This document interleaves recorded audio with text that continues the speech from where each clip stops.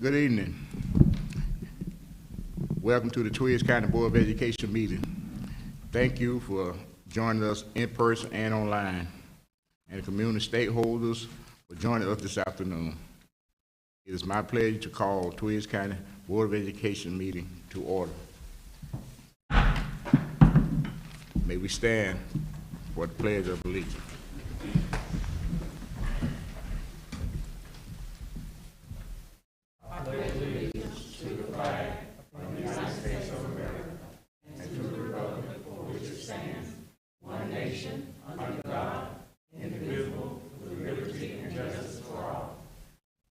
Silence, please.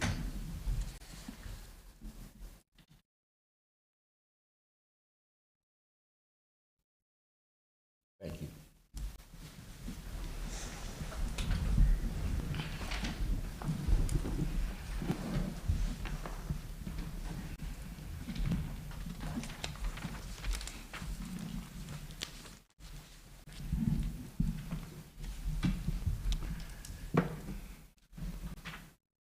We have a motion to approve the agenda for March 22nd, 2022 BOE regular session.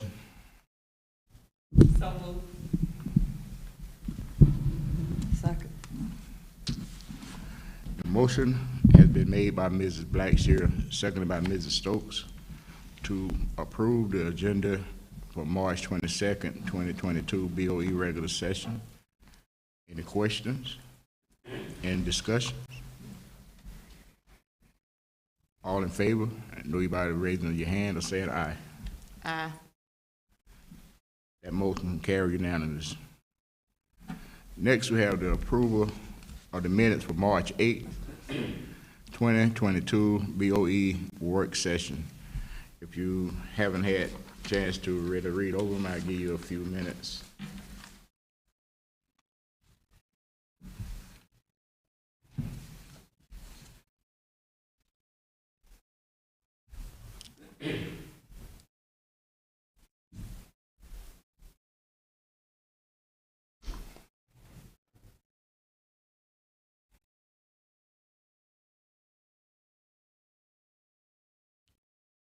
Board members, have you had a chance to read over them? Yes. I get a motion to approve the minutes of March 8, 2022 BOE work session. So moved. Second.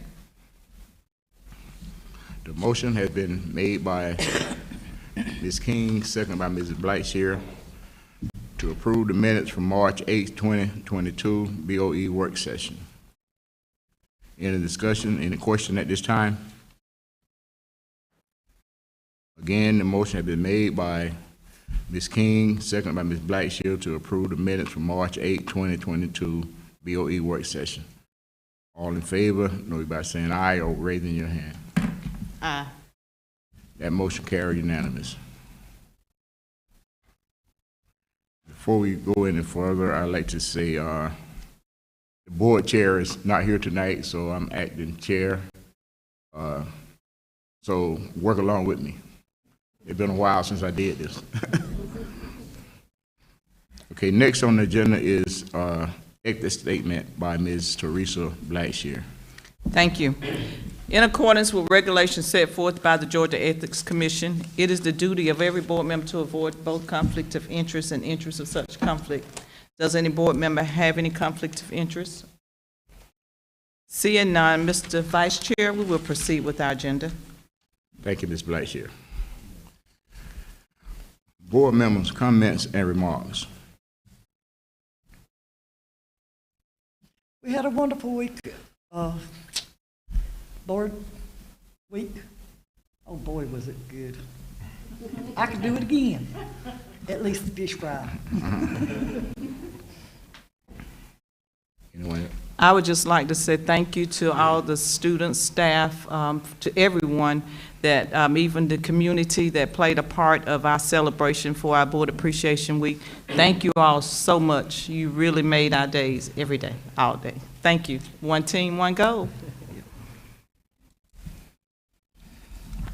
And I second that also. I was very elated. This was my first board member appreciation week, and I thoroughly enjoyed it. So thank you again, everyone.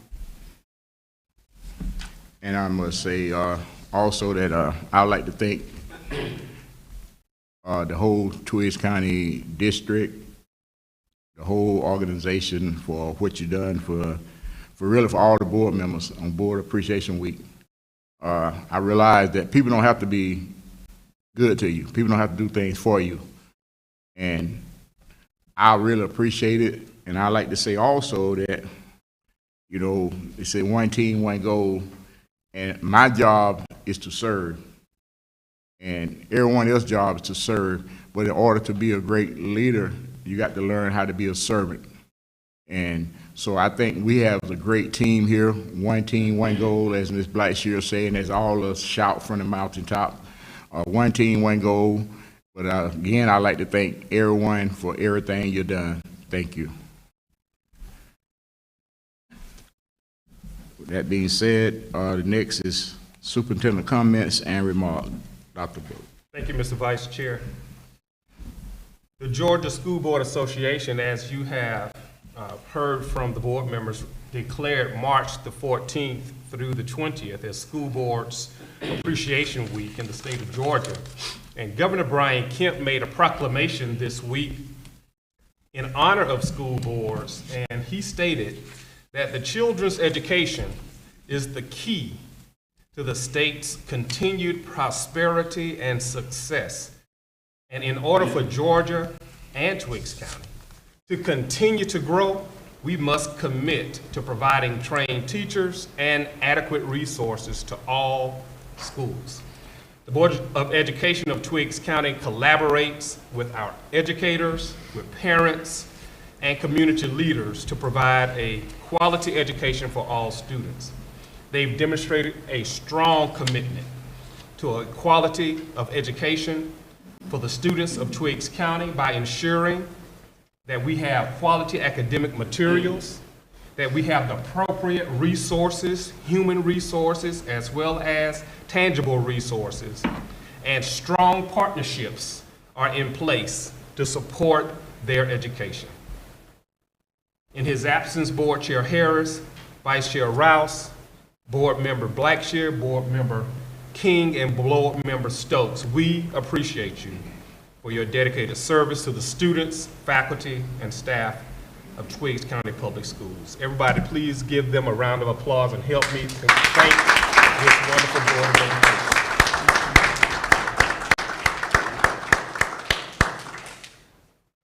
Parents and guardians, this is just a reminder that the school system will be closed on April the 4th through the 8th, 2022 for spring break.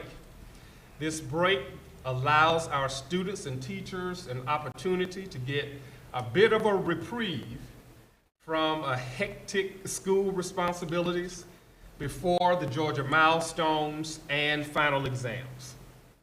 So this is a good time to get some mental and physical rest and relaxation with family and friends. And in these unprecedented times, students and employees, you all deserve the time to decompress and to recharge and come back and let's finish the school year strong. Again, remember, all schools and all offices will be closed April 4th through the 8th. Mr. Vice Chair, that concludes my comments. Thank you, Dr. Bullock. Move on to our business agenda. A, full engagement counsel and consultant. Information item, Dr. Griffin Stewart.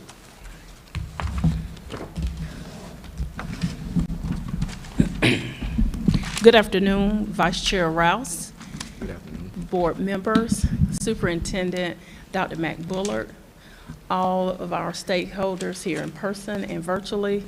It brings me great pleasure to share fully engaged education consulting and the implementation process. But before I can share this information with you, I'm excited to share that we are a district with a vision and a mission. Our vision is generating excellence one team, one goal.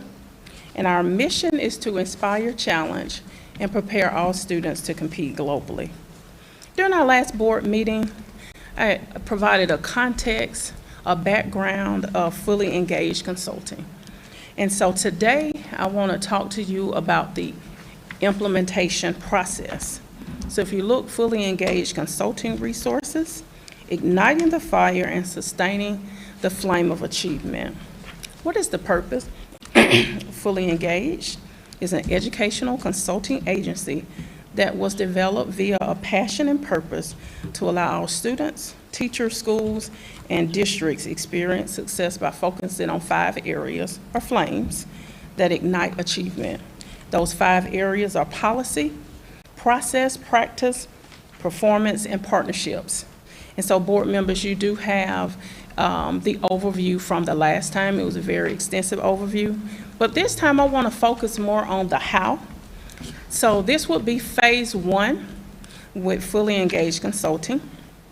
So the phase 1 of the work with Fully Engaged in the Twiggs County School District will include creating pacing guides for end-of-course subject areas. We'll only start with 3: American Literature, Biology, and Algebra. Fully Engaged Consulting will guide a group of Twiggs County educators through the pacing guide development process.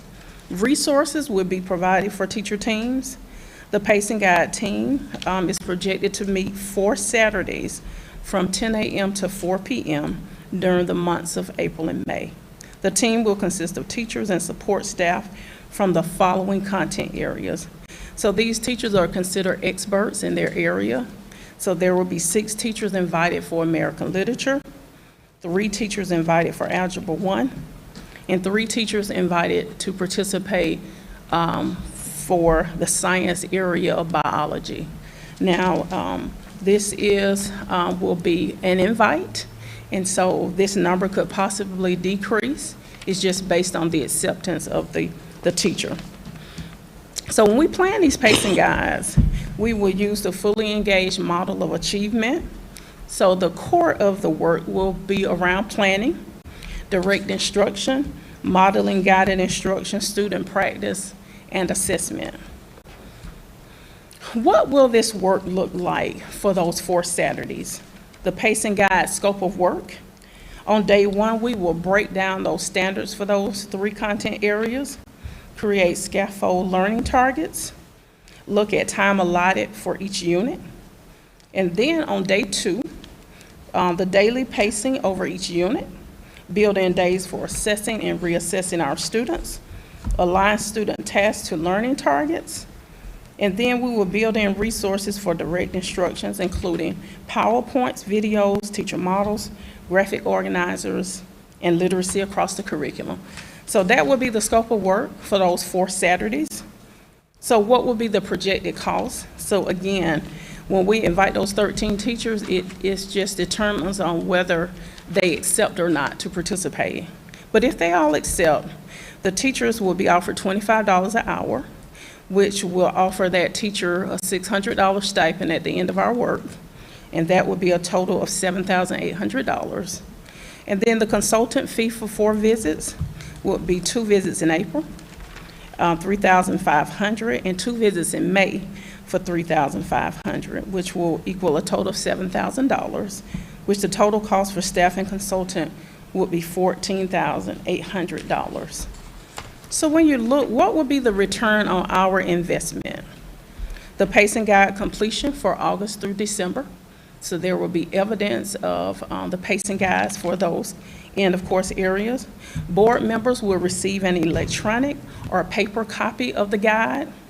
And Fully Engaged Consulting will present and explain one of the pacing guides at the June board meeting, or if not June, the July board meeting. The how, phase 2. So after we're finished with those pacing guides, what will be our next level of work? So from June to December 2022, we will finalize pacing guides for August through December, so that will be June work, just to make sure that teachers have provided their input and that we are ready to print, publish, and put it in our Twiggs County repository, build out summative assessments for units using release test item banks, And those banks will be from, these are just a couple, Department of Education, Pearson, Park, and there are several more. Review our strategic plan, because our strategic plan will be completed. So the goal would be our school improvement plans align with our professional learning opportunities for teachers and leaders, again, based on our strategic plan for our district. And we would tier teachers at the elementary, middle, and high schools for support. And so those teachers who are at 0 years or 0 to 3 years, they would be tiered first. So we would tier teachers based on their support and need. And then we would engage in instructional observations. We would continue to focus on the components of the Georgia Department Instructional Framework. That's been a bulk of our work this year, making sure that we are following that framework with the opening work session and the closing. Then we would also focus on rigorous instruction. High-yield research strategies will be the focus. It will always be about leader development, because we will be continuing to develop our leaders, our principals, our assistant principals, and our instructional coaches. And it's all about monitoring teacher practices. So our instructional coaches are relatively new. And so we will be building their resource bank and their pedagogical knowledge regarding being an instructional coach, because those instructional coaches are paramount to teacher success, because they serve as a resource and a guide for teacher practices. And lastly, we will complete the second semester pacing guides from phase 1, which will include more enrichment and remediation opportunities for students. So again, that pacing guide for those 3 areas will be from August to December, and the last phase will be from January to May.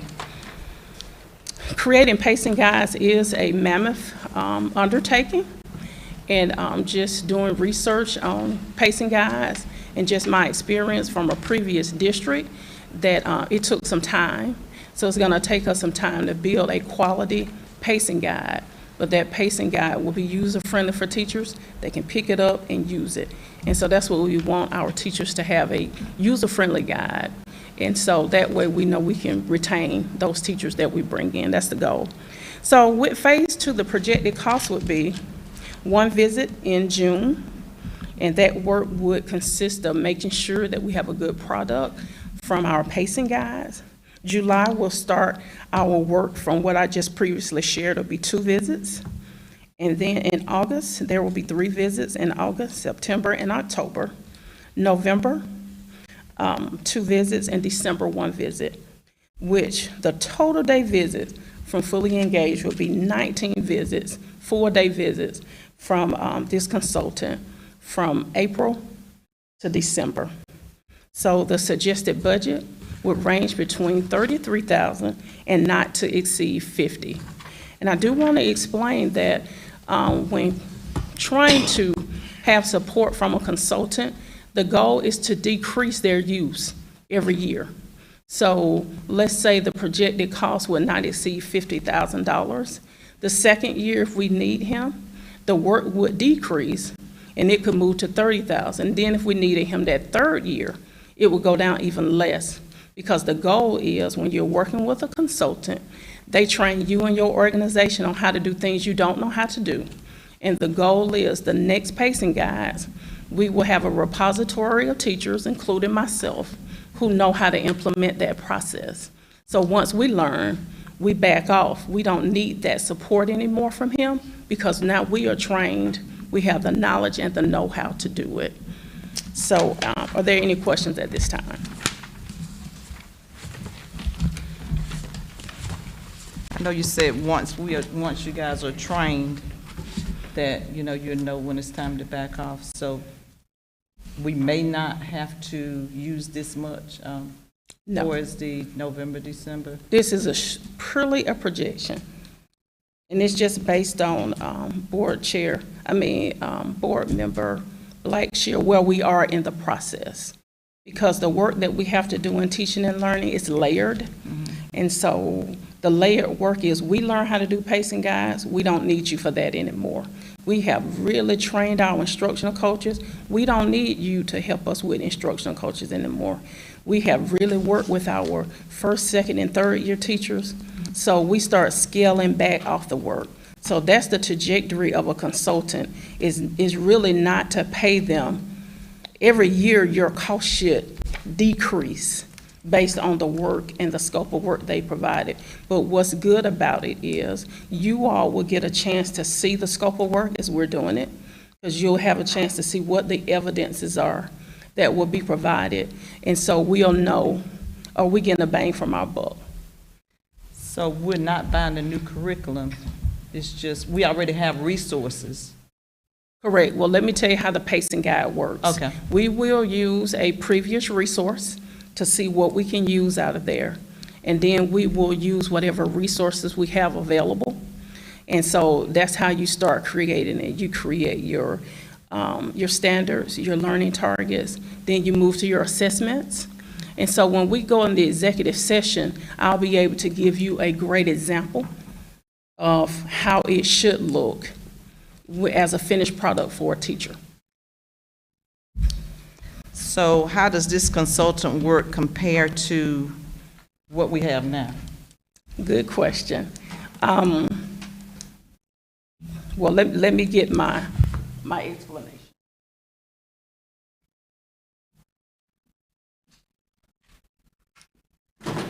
So when we go back into the executive session, you'll get a chance to see a scope of work, what's in there. Then you'll also get a chance to see what the scope of work should look like. So you'll get a chance to have a visual of what a teacher really needs and what we have, what we can use, and what's not user-friendly for teachers. Because we want to be able to give them a resource that they can go in and implement with ease without trying to navigate through and figure out what's working and what's not working, if that makes sense. Because I know with Epiphany, I know that's a different, it's not a consultant work, but I know we spent a lot out with Epiphany. So we will use what we can out of Educational Epiphany. Okay. We will value what we already have in place. Okay, So that good. will be a part of the resource bank, along with some items on the Department of Education. Okay. What the teachers bring, because teachers will bring resources to the table too. And so once that one pacing guide is created and you walk through at least one, you'll have an idea of, this is what a teacher will receive. This is what makes their job really easy. Okay. I have a question. Yes, I ma'am. want to make sure that I got this correct. Okay, and the part about the projected cost, you said that it's projected 13 teachers, so those 13 teachers would get $25 for an hour. Yes, ma'am. 25, that's Okay, a standing and then- price for a stipend. Okay, and then you have here, you got the number, like 6 ELA teachers and 3 teachers in algebra and possibly 3 teachers in biology. That's only 12, so would that include you? No. So, okay. And, No, I don't get paid a stipend for my work because I just know, don't. but you had teachers 13, but what you had right here, that added up was to 12, so I was just trying to figure out where that extra teacher would come in at. So let me make sure that I have my math correctly. It's my vision board challenge. On the projected cost, yeah. Okay, here we go. It's not numbered, but.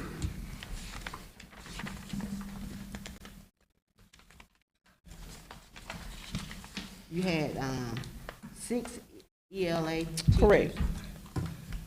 You see it? So each teacher who attends would receive a stipend of $600.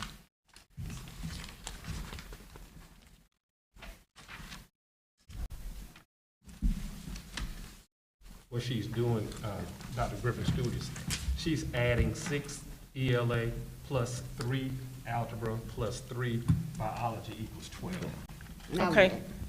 That's 12 teachers. Right, and But but on in the, the, on your next, on Projected slide, cost. the projected cost, you have 13 13 teachers. Okay, well, it should be 12, okay. because I was just that wouldn't wondering- include me. Okay, So- that's what I was just trying to see what that includes, okay. I got you. So are the number right for 12 or is 12. Okay. It will be 12. Okay, and then, if we decide to go with this, it's guaranteed that we're gonna work with them up until December with that? Cause like, say for instance, if you decide that things are not working the way we like it to go, do you have the option to stop it, or do you have to go through December? As far as well, I guess, is the contract for that full time, or can we stop it at any time if things are not going the way that we projected to go? That's a good question that I really need to have a discussion with Dr. Bullard about that. Okay. Because that's an area we haven't discussed. So maybe during the executive session, that's something that we could explore and report back out on.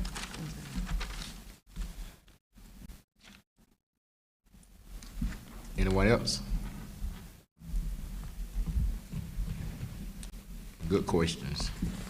Thank you. Any other questions? Go ahead. Okay. So now I move to the Vision Board Challenge.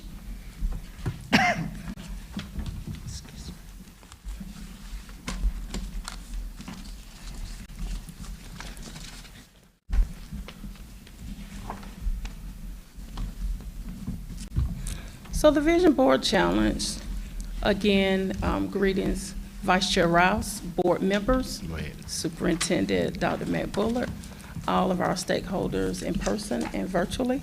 It brings me great pleasure to share this information again regarding the Vision Board Challenge project, the how. But before I can share this information with you, I am excited to share we are a district with a vision and a mission. Our vision is generating excellence, one team, one goal, and our mission is to inspire, challenge, and prepare all students to compete globally. With a vision, students thrive. So the last time I built some context on the Vision Board Challenge. Who is the Vision Board Challenge for?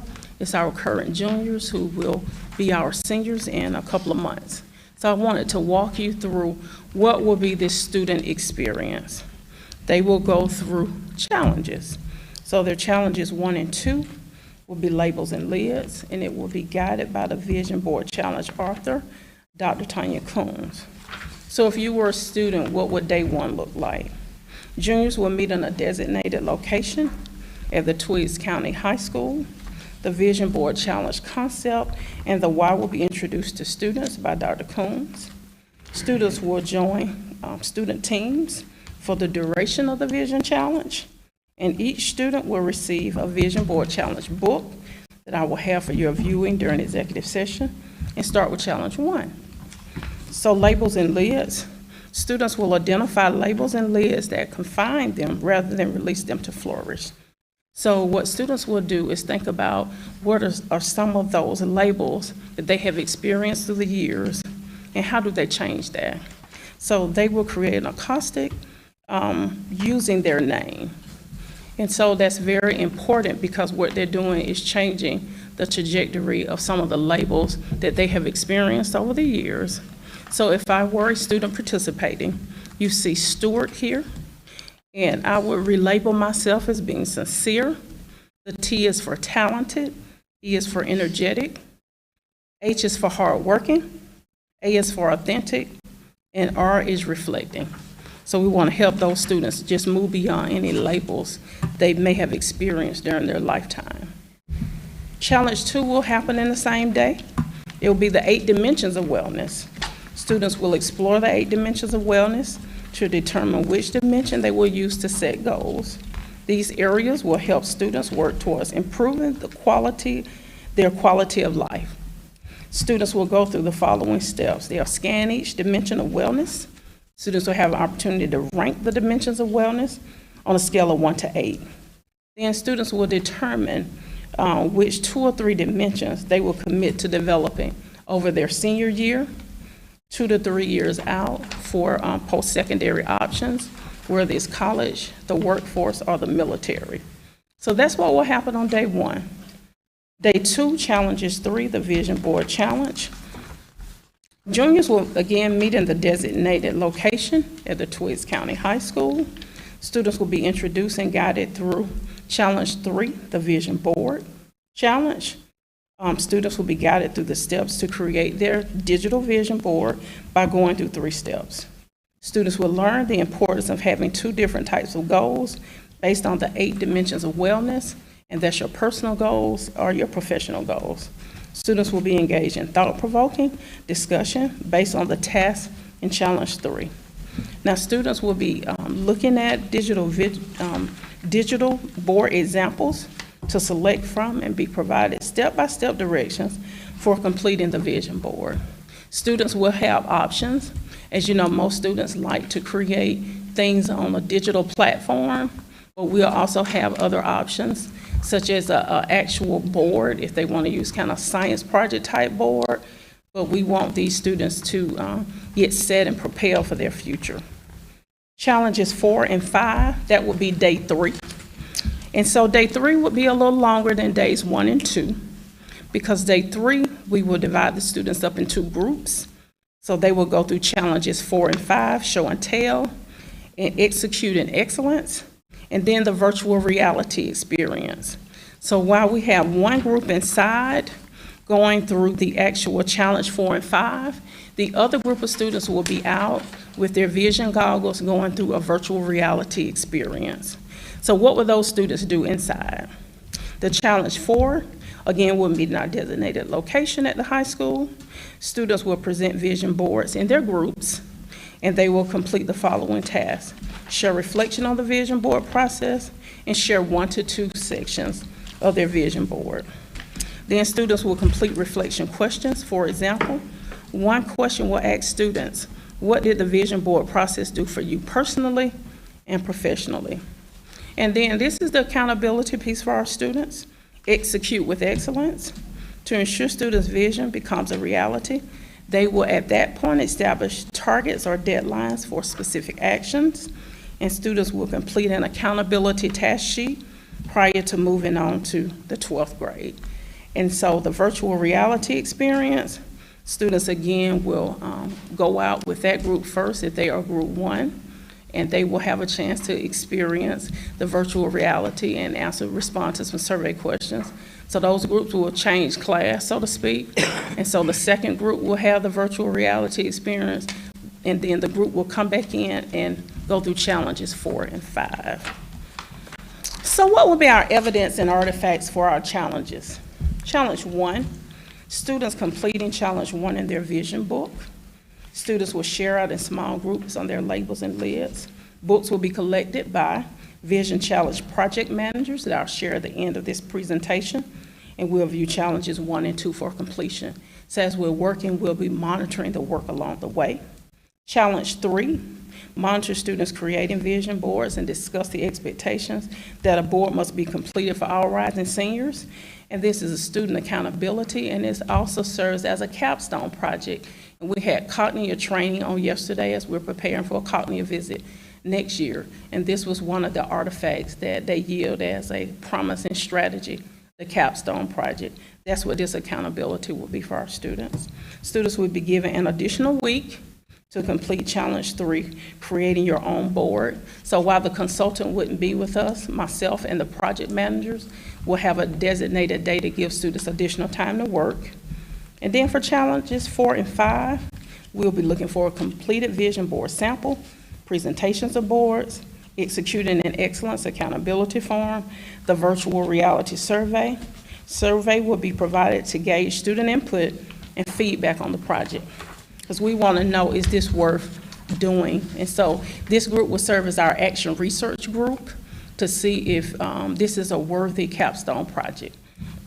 Monitoring accountability plan. Our project managers will be, of course, yours truly. Mrs. Eason, our graduation coach, Ms. Denson, our CTAE coordinator, and Ms. Drummer, our personalized learning director. And so project managers during these sessions, we'll move among students to make sure they're on track. We will be assigned to a group of students. So however many juniors we currently have will be divided by 4. So So those are the students that we will be responsible for making sure we're monitoring them. Books will be collected by project managers and monitored for those selected dimensions. Project managers will monitor assigned students, and a checklist will be used to monitor student progress. And last but not least, project managers will listen to small group discussion and collect vision board samples from students. A copy of the Execute with Excellence accountability task will be provided for students. Books will be collected by project managers for the 22-23 school year in preparation for super challenges. If we decide to move forward with the super challenges through the consultant or just through our own project managers. So that will be a discussion once we implement phase 1. The Vision Board Challenge, this was shared last time, and I do want to share this with you again. We do receive a discount on the books. We'll order 50 books at a discount of $540. Because we are a rural district, we get a half discount. So that's $1,500 for the consultant for visits 1 and 2. And then the consultant services and the virtual reality is included in that last visit. So our total cost is $8,040 for the first challenge. And again, the Vision Board Super Challenge, that will be a discussion at the end as whether the project managers and I can do the super challenges with students. But the kickoff would be with the author of the Vision Board Challenge. Any questions? Thank you, Dr. Stewart. I just want to add, this is going to be like a 21st century virtual. I think y'all like Because you know what, Ms. Blackshear, as I always think about educating kids, because sometimes we can think about what we did growing up, but now I have to plan in my mind that we're preparing students for their future, not my past. And so while I didn't experience this, I know that when we think about our mission and our vision, and our mission is to help students compete globally, this will help them with social emotional learning, personalized learning, and it will definitely help students be able to compete globally. And it'll be like a real experience for them for various careers, opportunities. Okay, Yes, ma'am. thank you. All right. Any more questions for Dr. Stewart? Yes. While all this is going on, are these children still going to be in the classroom to learn their language, Yes, ma'am. English? And Yes, ma'am. This will not interrupt instruction too much because it's going towards the end of the year. And so this will be a great way to end the school year by seniors getting ready to move forward. So when we are doing testing, there's always a need to do something that's in addition to, because a lot of times, by the time we move to this point, we're ending the curriculum, so it won't interfere. It will definitely help our seniors get their minds ready to go to 12th grade, to really think about their future and how we're moving them to their future. And so while the instructional teachers will not come in and intermingle because we want them to continue to focus on instruction, the project managers will help with this part. Now, the leaders at the school will be invited to come in and to participate and be silent observers to see what's going on, so they can communicate that to the teachers. Because with the instructional piece and the social emotional learning and personalized learning, it helps support instruction. It helps support it.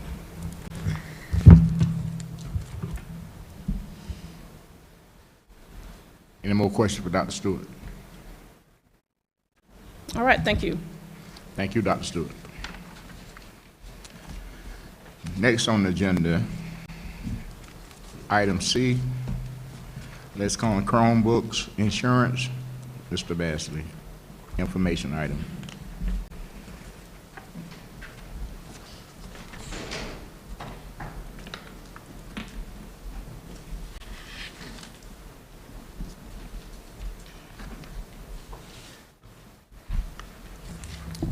Good evening, Vice Chair Rouse, board members, Superintendent Dr. Bullard. Today we'll talk about the Chromebook insurance purchase for the district, but before we do that, I want to tell you who we are. We are a district with a vision, generating excellence one team, one goal. And we have a mission to inspire, challenge, and prepare all students to compete globally.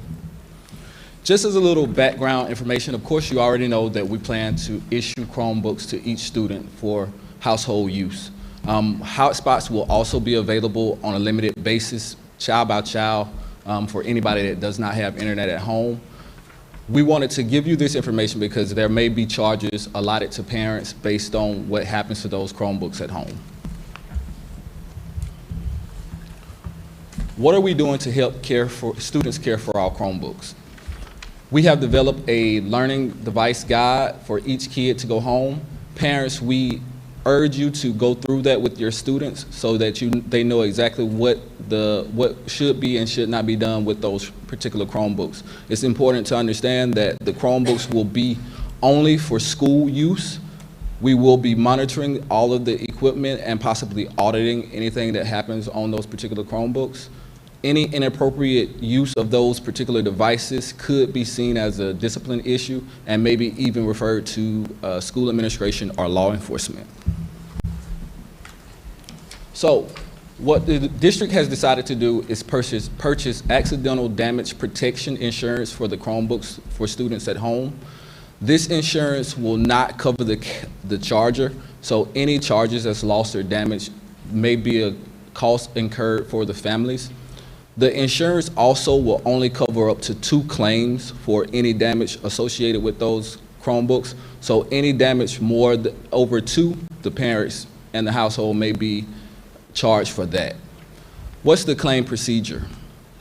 The student or family will inform the school or technology department as soon as possible of any damage for that Chromebook. The technology department will then arrange a time to retrieve the device. This is especially important depending on the learning environment that we're in. If we're home in a virtual situation, we would have to go out to the homes or send chief or something like that. So we want to schedule that out to make sure that we can get those in a timely manner. After that, the technology staff will document any issue with that particular Chromebook and then arrange a repair with the vendor. The vendor will then pick up the Chromebooks. They have a 3 to 5 day turnaround cycle. So usually what they do is say they'll come on Monday to pick them up, fix them through the week, and then on Friday they will drop them back off to us. So depending on when that student makes that claim, say if it's a Wednesday, they might have to wait till the following Monday to get that fixed, but it's usually about a 3 to 5 day turnaround for that, depending on, again, when that damage occurs. After that, the family will then be contacted for pickup of the fixed device.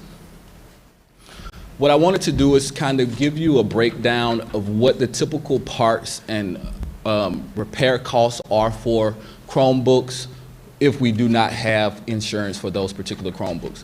What you can see here, the trackpad or the mouse on the computer is usually about $30 to $50. The screen itself is about $80 to $100.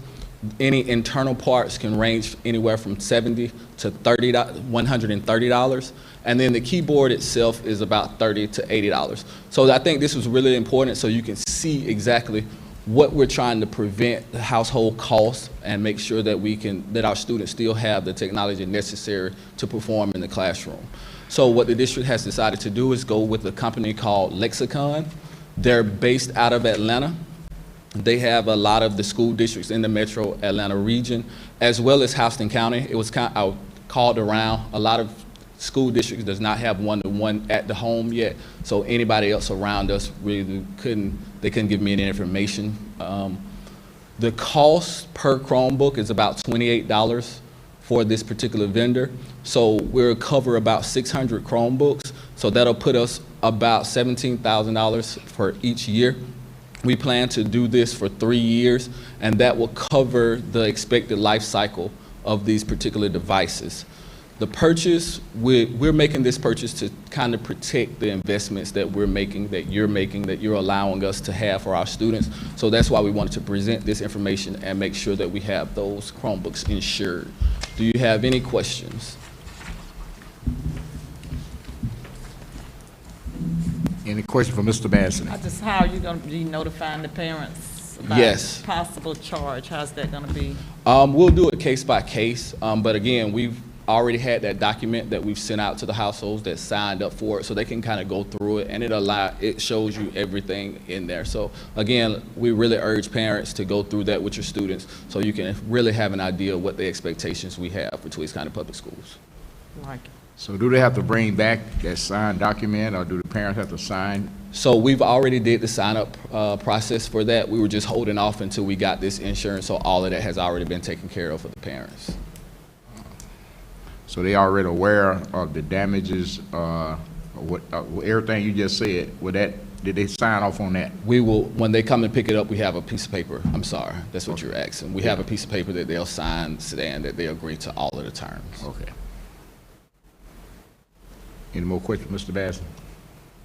When will you be handing these Chromebooks out, since they've supposed to already been passed out before now? We're planning to do it this Saturday. We're already calling households for people that has already signed up.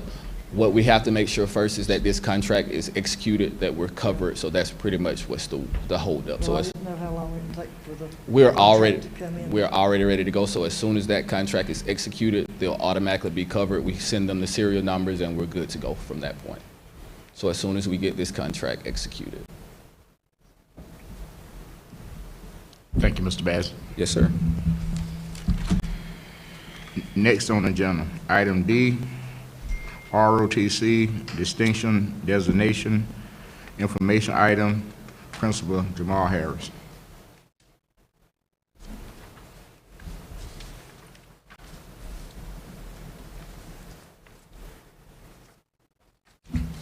Good evening, Good evening, sir. Vice Chair Rouse, esteemed board members, Superintendent Bullard, family, friends, visitors, and constituents of Tweeds County. An inspection took place on Wednesday, March 2022. Our JROTC units rating was exceed standards, placing the cadets in the top 20% of the JROTC units in the United States, Europe, and Asia. This was the first time in school history that our JROTC unit has ever achieved this accomplishment.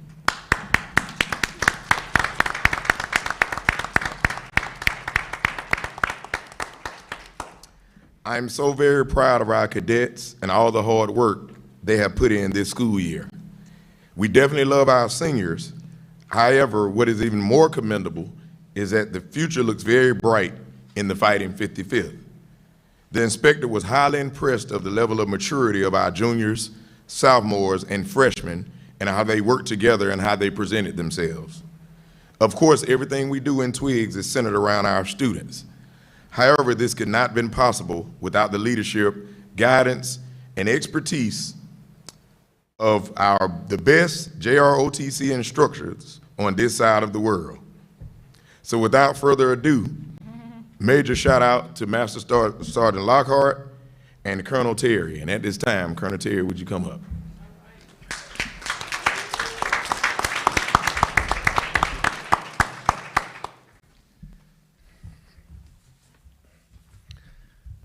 All right, Turks County High School's Air Force Junior ROTC unit, the Fighting 55th. We echo the district's vision of generating excellence, one team, one goal, and the mission to inspire, challenge, and prepare all students to compete globally. First, I'd like to make a few introductions. Most of you already know Sergeant Lockhart and I, but let me introduce you to some of our superstars. Our cadet group commander, the woman who's in charge of all our cadets, Cadet Colonel Terica Bond.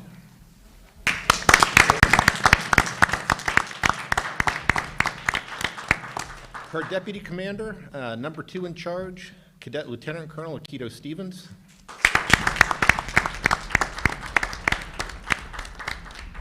Our group's standardization and evaluation officer, Cadet Second Lieutenant Layla Thomas.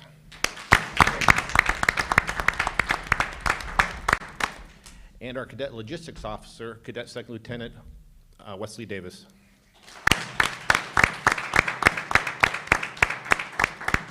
I'll talk a little bit more about these outstanding cadets a little further on in my presentation, but these are the best of the best. Thank you. You can be seated.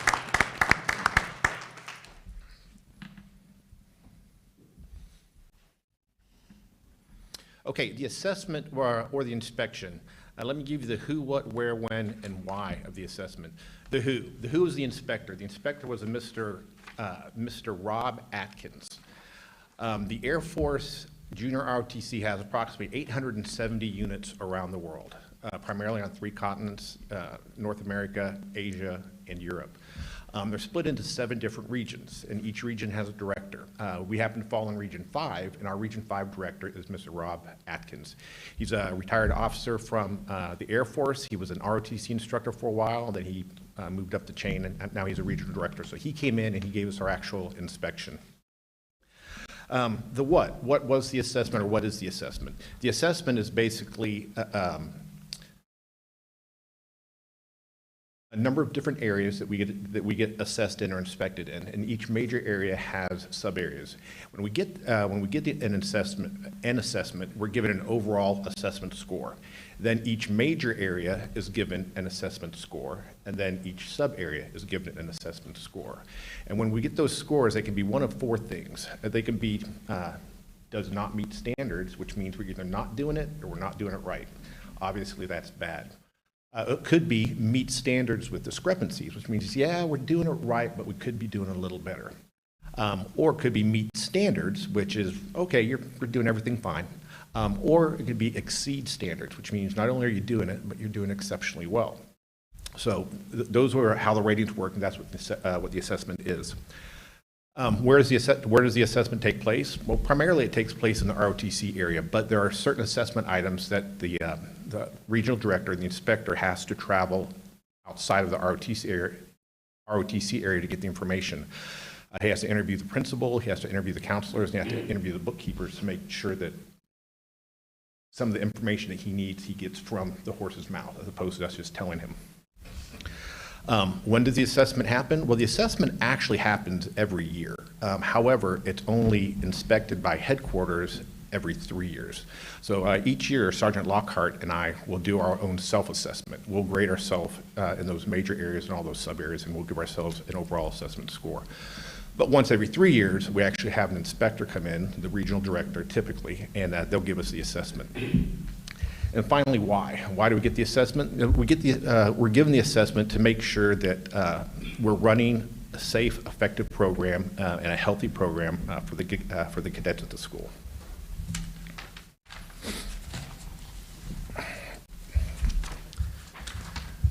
So what was COVID's impact on the assessment? Well, this assessment that we had earlier this month, it was actually scheduled 2 years ago. It was scheduled in early April of 2020. And as we all know, March rolls around, there's a pandemic, schools start closing down. Headquarters, AFROTC says, all right, obviously we're going to cancel all of the assessments that we have for this year. The pandemic got worse. We started school again the following year, the 2020-2021 school year. Our first semester was virtual. Well, you can imagine, ROTC is not virtual friendly. ROTC I look at as a chair with 4 legs. One leg is academics.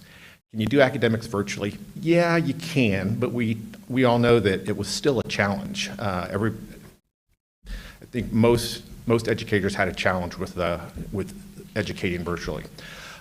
As did we. We were no different.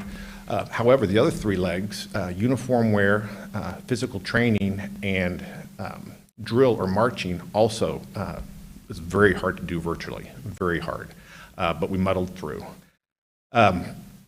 So Headquarters ROTC, they canceled all of the inspections for that year. However, what they did do was they coordinated what they called virtual check-ins. So any unit that was scheduled for an assessment or an inspection the year before, they were going to do a virtual check-in because it's been a while since headquarters took a look at us. So just want to take a quick peek and see how we're doing. So we had a Google meeting with Mr. Atkins, the administration, and the cadet staff. And basically the cadet staff presented Mr. Atkins the unit mission brief, talked about our goals, what we've accomplished, what we want to accomplish, some of our activities were, and it gave the cadets an opportunity to see the inspector, to see this mysterious Region 5 director. Because we were able to see him last year, and he really is, he is a very nice guy, but because they were able to see him last year, it kind of said, they thought, okay, we know who this guy is who's coming to see us, so that's good. So we got a chance to see him and hear what he thought.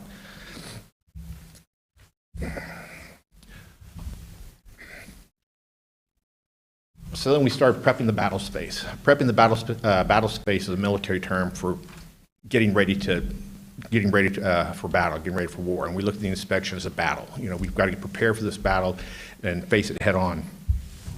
And actually, Mr. Atkins was a huge success, because what he did for all of his ROTC units is he created an 8-page document, single-spaced, that spelled out, if you want to meet standards on an inspection, this is what you should do in each area. If you want to exceed standards in each area, this is what you need to do. So Sergeant Lockhart and I went through it. We highlighted what we could do. It's like, hey, we can do that. I probably can't do that, but we can do that. We highlighted it, and then we forwarded it onto the cadet staff, and we did as much of that as we could, and it actually helped us out quite a bit. We also picked the right cadets at the right time.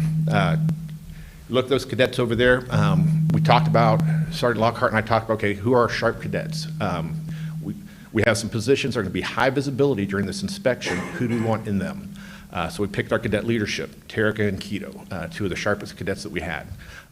They've got to be our number 1 and our number 2. Logistics. Logistics is a really big part of the inspection, because that's where the inspector looks at all of our uniform items, our rifles, our sabers, our textbooks. He's counting them to make sure we have the right number. So we picked Wesley Davis as our logistics officer. And finally, standardization and evaluation. That position in the cadet corps basically is the cadet inspector, and we picked Layla for that. Her job was to take the same assessment that the inspector had and go through and make sure that we're doing everything the way we're supposed to do. So we put the right cadets in the right place at the right time. And then we practiced. We practiced a lot. We practiced the unit mission brief. They could take you behind closed doors and say, oh my gosh, you would not believe how much he had us practice that unit mission brief. And we had to practice a lot because it was hard to get all the students together at the same time. And as you can imagine, you know, everybody has a certain fear of public speaking. And imagine yourself, a high school student, you know, giving a presentation in front of your classmates in preparation for our presentation in front of an inspector. So we practiced a lot so we become confident, and they did very well. They did very well. And then we went forward with the philosophy that we're all in this together. If we do great, we did it together. If we don't do great, well, we're in it together.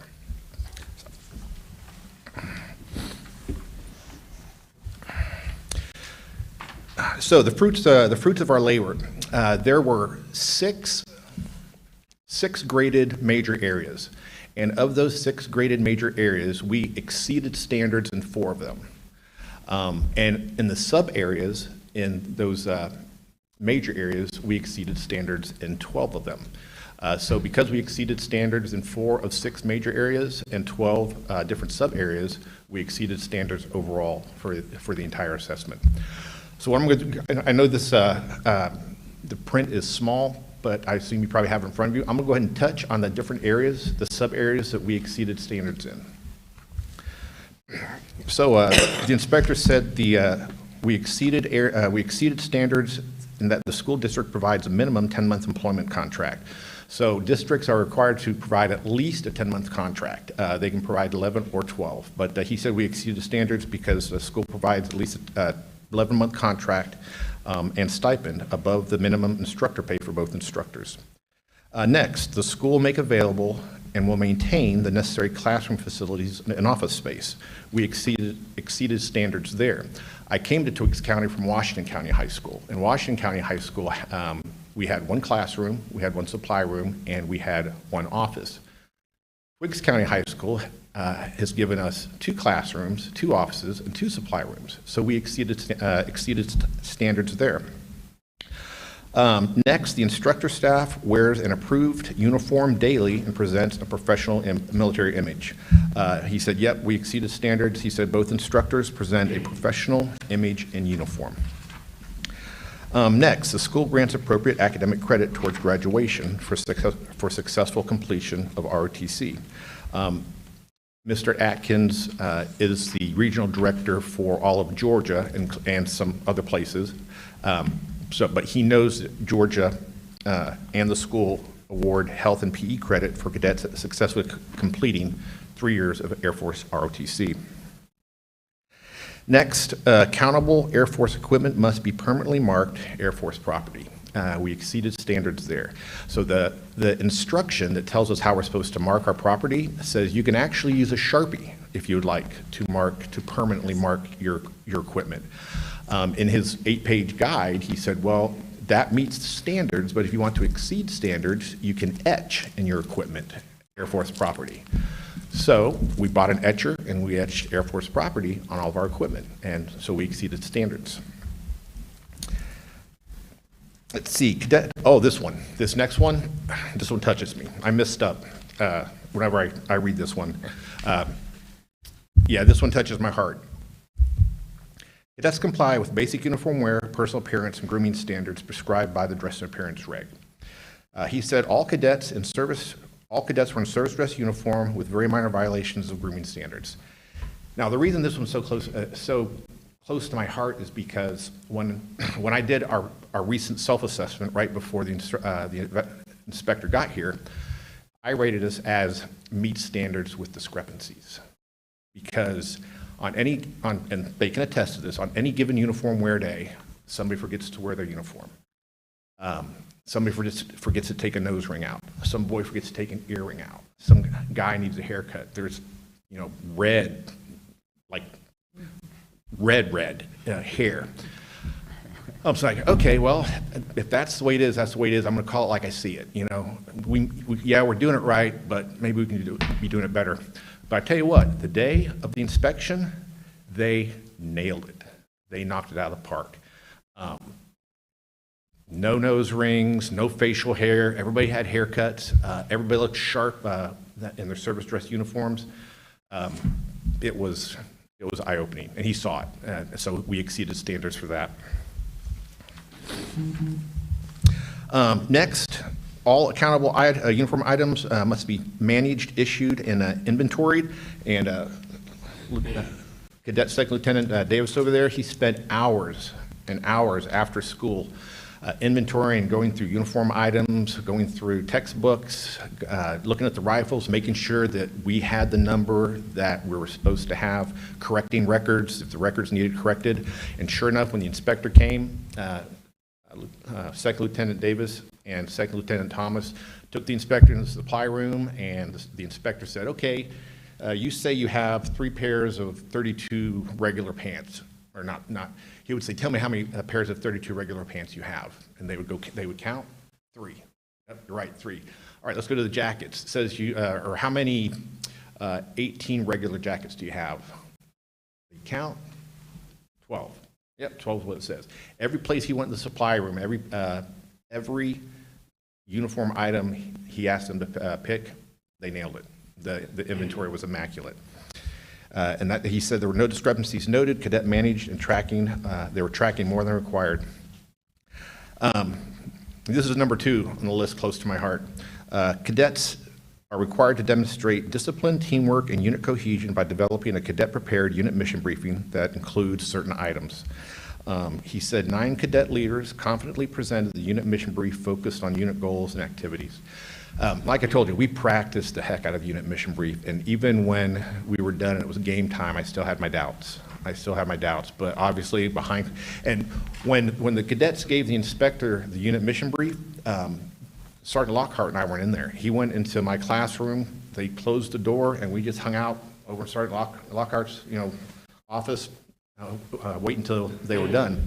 So he was in there with them. How long was he in there with you guys? An hour, hour and a half? Yeah. So whatever they did, they impressed them because we exceeded standards in that area. He liked our cadet handbook. We exceeded standards for our cadet handbook. When I first got here, we had like an 87-page cadet handbook. We tooled it down to make it about half that big, had all the required items in it, but what he really liked about it, what pushed us up to exceeding standards, was we actually posted it on our JROTC website. So cadets, if they don't have their hard copy of the book with them, they can just take out their phone, go to the website and say, okay, that's what I wanted to know. So he liked that, and we exceeded standards. Next, it's instructors and cadets are positive Air Force Junior ROTC ambassadors. And we exceeded standards there because almost 50% of freshmen of eighth graders last year picked up ROTC, and we had almost an 80% retention rate. So what that told the inspector is eighth graders want to go to ROTC and cadets want to stay in ROTC because we had such a high retention rate and so many eighth graders wanted to come into ROTC. So we exceeded standards there. Next, units of teaching from current curriculum material. He looked at our Sergeant Lockhart's syllabus, looked at my syllabus. He liked it. He said it was 6 to 7 pages long, had more than what was required. And again, it exceeded standards because not only are the students given the syllabus, but it's also posted on our website so parents can go and look at it if they'd like. And then finally, the last one, and also number 3, close to number 2 to my heart for this inspection, was the 30 command drill sequence, which is a drill performance that the cadets have to, 30 different steps in this drill sequence that the cadets have to perform. And it's not our seniors and our juniors that are doing it, that have been doing it for years. The requirement is second-year cadets do it. It's got to be commanded by second-year cadets and performed by second-year cadets. We exceeded standards. He said that it was a near perfect performance by second and first year cadets. We didn't have enough second year cadets to build a group of 12. So what we did is we just handpicked some of our first year cadets who were excelling, had them practice with our second year cadets. And Cadet Thomas over there, she was the one who actually commanded it. She commanded the 30 step and it exceeded standards. So with that, standing by for any questions.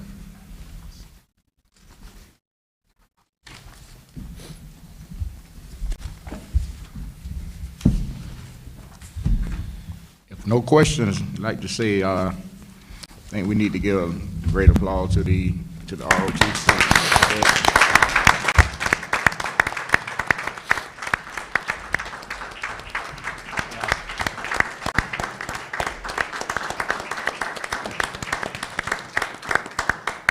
Well, those 4 sitting over there, those 4 young adults, they represent Fighting 55th, and they represent them very well. I'm very proud of our cadets. They really rose to the occasion for this inspection. Thank you, right, Colonel thank you. Terry and Colonel Lockhart. Thank you. Next is item E, Board Policy Update, first reading, Policy GBN, Professional Personnel Termination. Information item, Mr. McKenzie. All right. So for the last, I don't know, maybe 2 or 3 months, I think Dr. Buller and I have talked about, and the board, about kind of updating and redoing some policies. And I think that the district is working hard to kind of work out a schedule with the appropriate people in the district to make initial decisions about when we should do that, to work on that schedule. But I guess I'll say, to kick it off, we thought that this would be a good policy to start with. What this policy is, there's a current, it's a GBN policy that deals with professional personnel termination, and I've got it dated April 12, 2022. So this will be the first reading, and then April 12, 2022 will be the next meeting. So you'll have from now until the next meeting to consider it and, decide how y'all want to go with it.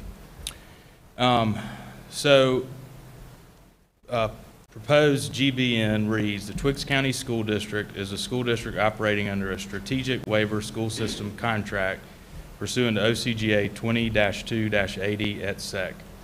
The district has waived all portions of the Georgia Fair Dismissal Act, OCGA section 20-2-940 through 20-2-948.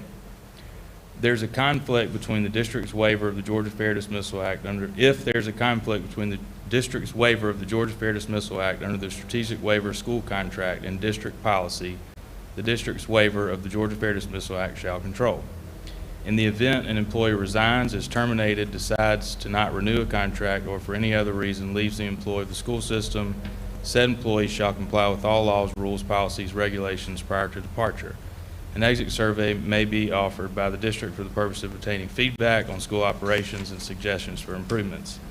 The specific procedures to be followed in the separation process for an employee under contract with the district are outlined in Regulation GBN-R1, Professional Personnel Termination. So there's a regulation that deals with the specifics of it. So it provides key definitions for how this policy will be put into place.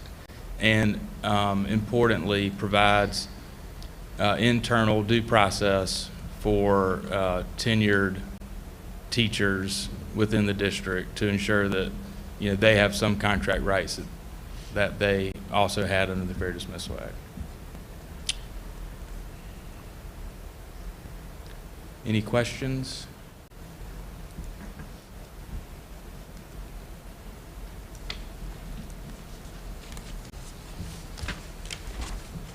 Any questions for Mr. McKenzie?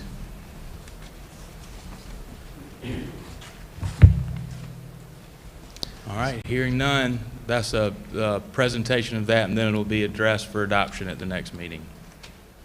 You might have some questions by then. Sure. Okay.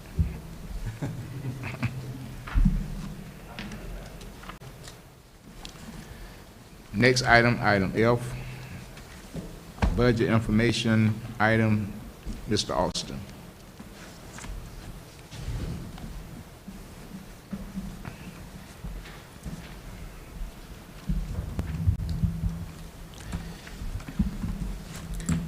Good evening, Board Vice Chair, Board members, Superintendent Dr. Bullard, Chairman Harris in his absence, constituents of the community, colleagues in person and community.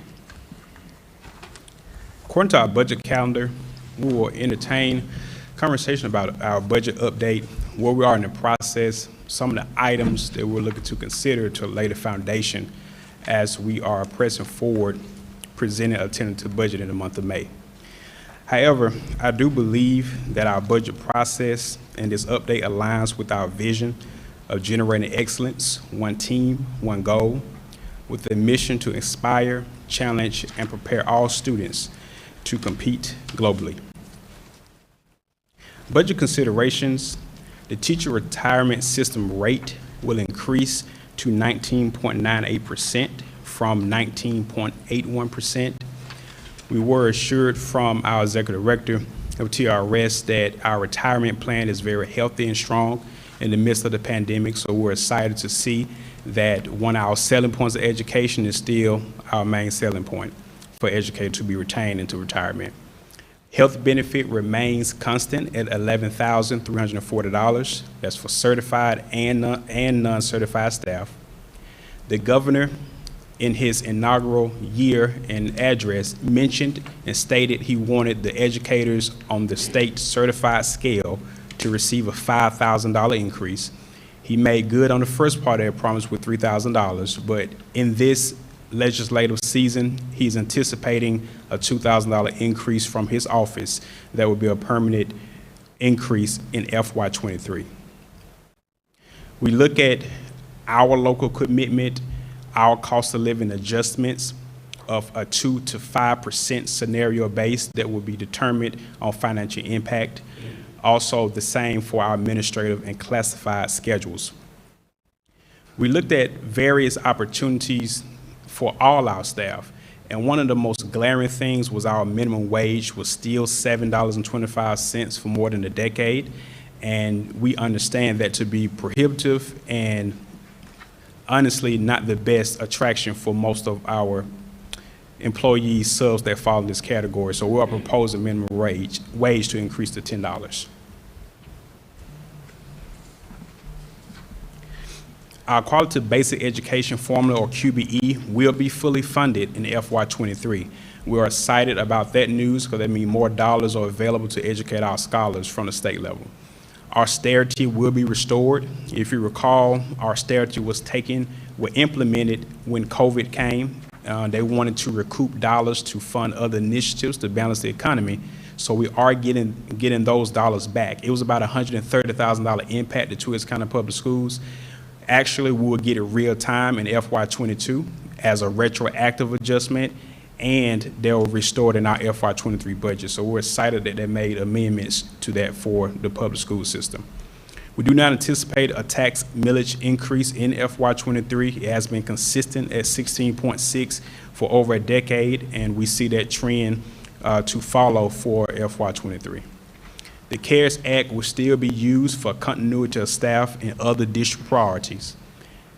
The FY22 amended budget, as stated, was restored, and we will receive those dollars in this month and next month and going to the ending of FY22. We're looking to streamline our finance software capabilities as there is more demand for reporting, transparency, and accessibility to the data. We will look at scenarios to improve our finance software operations and transportation. As we know, we have a very large transportation landmass to cover. So we'll look at the most efficient ways to improve our route times, safety, also for the students. And one of the legislative items was a van, 8-passenger van that could be used to transport our special needs students. With the rising cost of diesel and other factors, it would be very important for us to look at this line item because we have 1 to 4 students that go to a route in Macon, Georgia, and this will save us a lot of fuel and be most cost prohibitive for us to put those students in a van opposed to on a 70-passenger bus. Again, maximize staffing according to allotment sheet. What we are allotted, we want to stick within those parameters as far as our teacher allocations, administrators, and et cetera. And we'll ensure that we're maximizing all funding categories.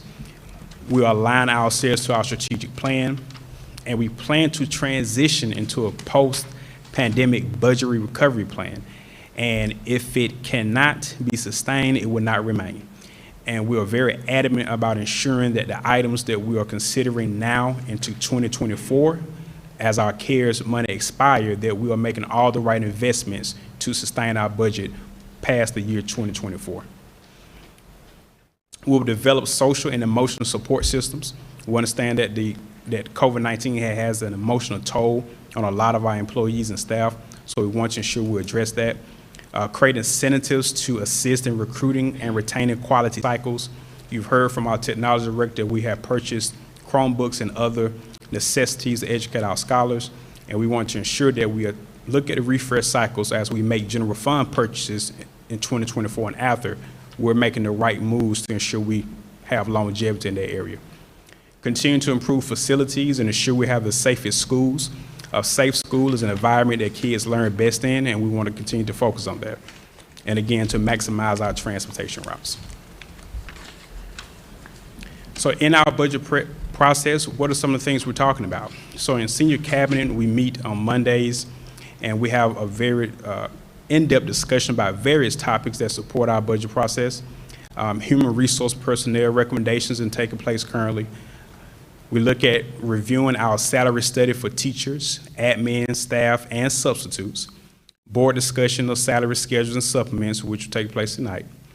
Revenue projections for QBE. We do anticipate the Georgia Assembly to adjourn in the next week or so, and we're hoping to see a budget go forth to the governor's office for approval for the FY23 budget, and they'll allow us to make more accurate projections on our QB allotment. School level budget sessions, the principals have done a fantastic job through teaching and learning coordination and submitted a detailed plan of what they want to see in their schools instructionally, initiatives they want to see, and they align all those things to our strategic plan based upon conversation and instructional goals. CARES 2 and ARP budget review, we still meet and review our CARES 2 and ARP budget because we do understand that impacts our general fund. And community presentations. We do have invitations to present existing information that you all have already seen to our community to get any input or feedback in our budgetary process. Next steps, we'll look at the approval of the salary schedules, teachers, administrators, substitute classified in the month of April, present a FY23 budget overview in the following month, continue to have our senior cabinet meetings, review our CARES dollars, and await the General Assembly to finish their review of the FY23 state budget. Are there any questions about the first budget update for the FY23 general fund budget? You said purchasing a van for the children that has to be transported out of the county. Yes, ma'am. Would that be a van or a small school bus? It'll be a caravan. It'll be an actual 8-passenger van. So they have relaxed those restrictions that we don't have to purchase a small school bus. And you would think it'll cost less, but a smaller school bus still is $50,000 or more. So it still is a cost, and we were excited to see we had a better option for us price point to do that. It would be set up for handicaps, though. Yes, ma'am. It will have to be accessible for handicapped students and meet all the regulations of the special needs department. Yeah. Yes, ma'am.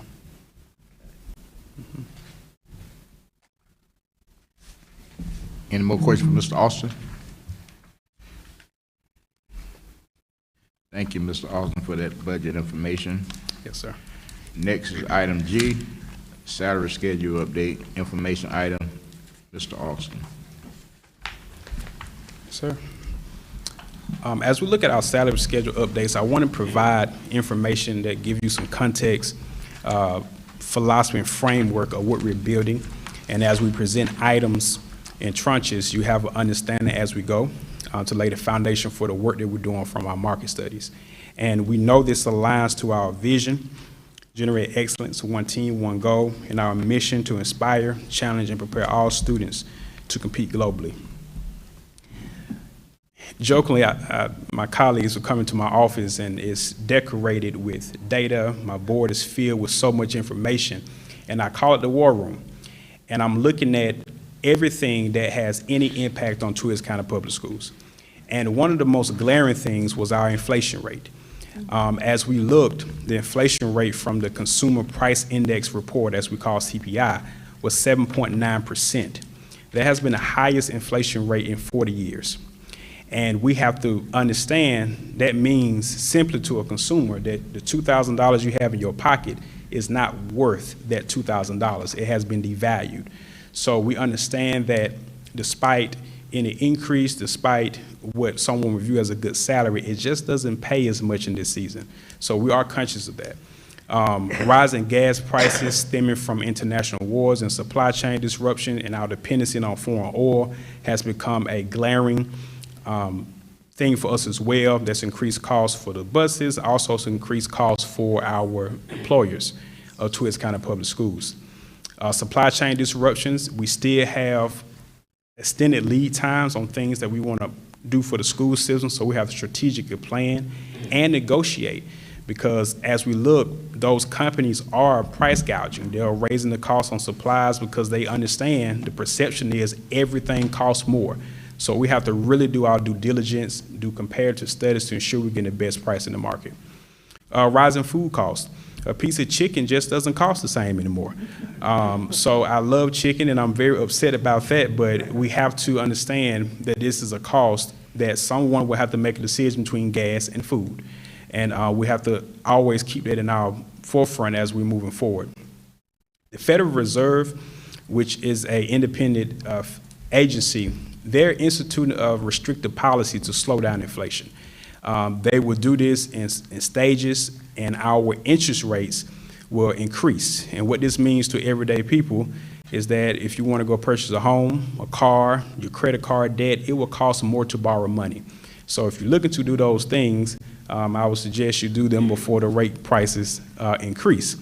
However, that's a 2-year data point. So while that's taking place real time, we won't see inflation slow down until about 2024. It'll be a gradual decrease.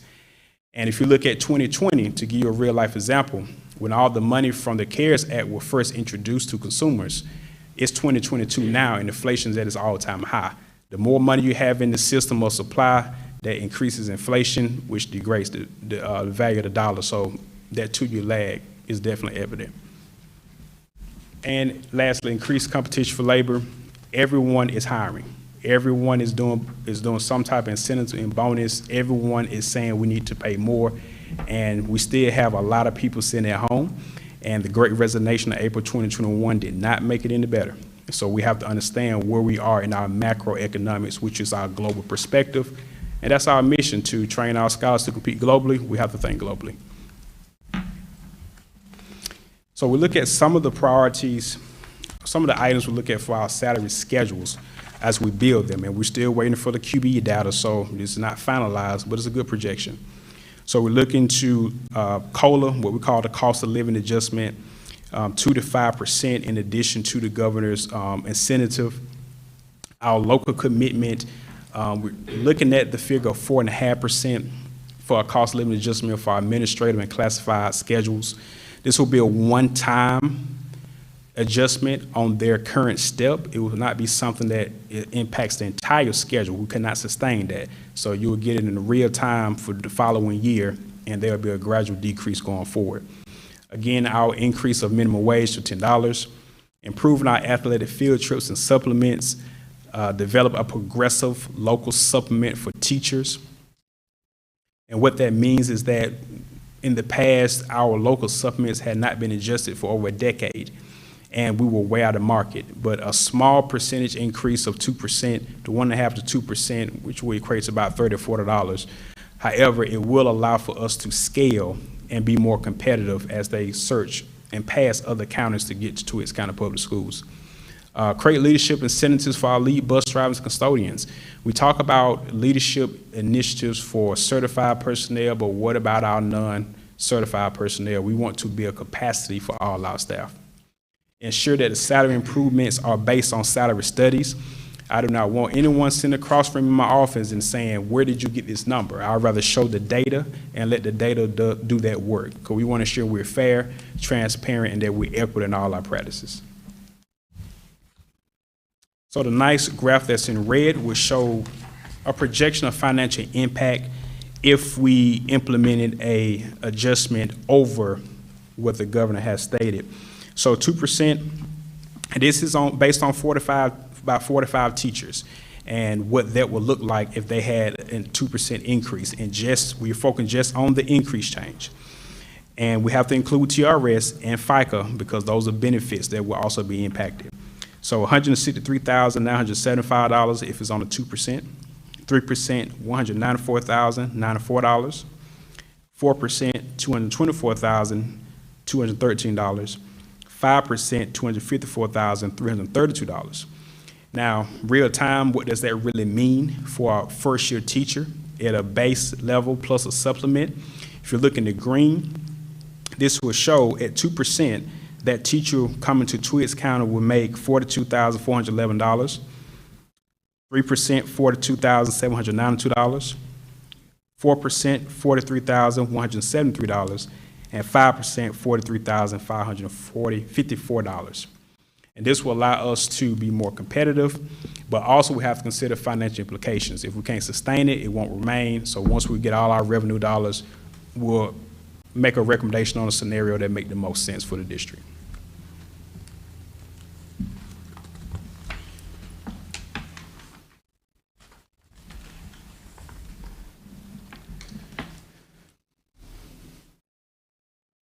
So our admin salary schedule scenario, we look at 2.5%, 3.5%, 4.5%, and a 4.5% step plus a step increase. On last year, when we adjusted our admin and classified schedules, we based it on a 2% plus a step increase. So this is why this scenario has a step increase as its top scenario, because that's consistent with prior practices. In the same format, what that would be for the financial impact on about 16 administrators is $41,563.03, 3.5%, $59,389.53, 4.5%, $96,352.48, 4.5% plus a step increase, $92,085.36. And we looked at our admin and our teachers because that's majority of our workforce, which will have the majority impact. And based upon our final revenue projections, this scenario will also be applicable to our other classified staff, custodians, bus drivers, school nutrition workers, central office staff, and et cetera. Well, Mr. Austin, where are we going to get the money from to do this, Mr. Austin? How are we going to sustain? Will this impact our fund balance? How do we look 2-3 years down the line if this happens? We look at additional QBE weight funding of about $120,000. The administration, under the leadership of Dr. Bullock, has done a phenomenal job in finding us additional funding because of the way we report to the state. So that increase of funding has came, which we can use for teachers or to increase our salary schedule. Restore QBE, we talked about that. That's about $130,000 for the district, and that money would take place in FY22 and FY23. So we have opportunities for both of those pots of money. Also the Medicaid reimbursements from SES. Under Mr. Howell's leadership, he's instituted something that's generated cost savings, more revenue for the district, and a more effective platform to serve our special needs students. And lastly, we do expect the QBE funding to increase because it is a fully funded formula, and we do anticipate FTE to increase due to our students coming back in person. So roughly about $435,000 that has been identified as of now, and that number will likely increase that we can use to help offset some of this increase. And again, the question on how we sustain. The salary schedules are built with 2-year step freezes. This means that once an individual gets to step 9, it may be 9 to 10 years, they'll stay on their step for 2 years. This slows down the pace of the salary increasing, so we're able to manage that process. Each schedule will rely on inflation to reduce over the next 2 years, which will increase the value of the salary. So you have compound inflation, which will mean, yes, you may not have a step increase, but your dollar will mean more in a year or 2 years later. So they will receive an increase. Each schedule step will consider a 1.5% per step increase opposed to a 2.5 to 3.5 until 2024. That's our end mark. So once we get to 2024, we will assess the market, look at what we have for us fund balance. We'll make some projections and see what our next steps will be. But I will not move forward with sustaining anything until I determine how we're looking for us financially. So the administrator and the classified will have that one-time COLA adjustment as stated, and we do not plan to use the fund balance to fund these changes. What we have done in the past, the governor's given it $3,000 like we stated. We improved our local teacher supplements in FY22 plus the 2% COLA. That hasn't been done since 2009. We improved all our schedule based upon market data. And we also offered one-time supplements from our CARES dollars, as we recently done in January. And any incentive that the governor has done or federal program has done, we have given those to our staff. I want to show some data about the rising fuel costs and how that hurts us more.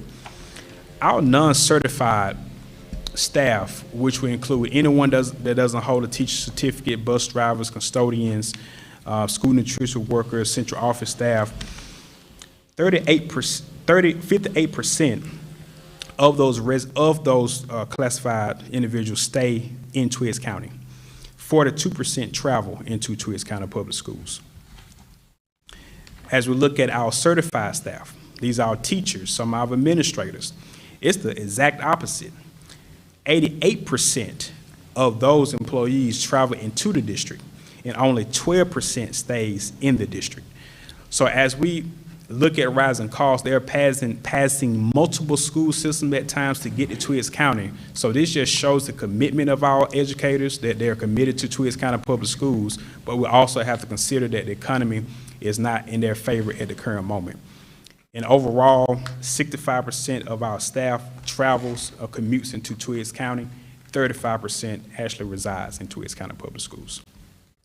Are there any questions, concerns about the salary schedule updates? No question, Mr. Austin. Thank you, Mr. Austin. Sir.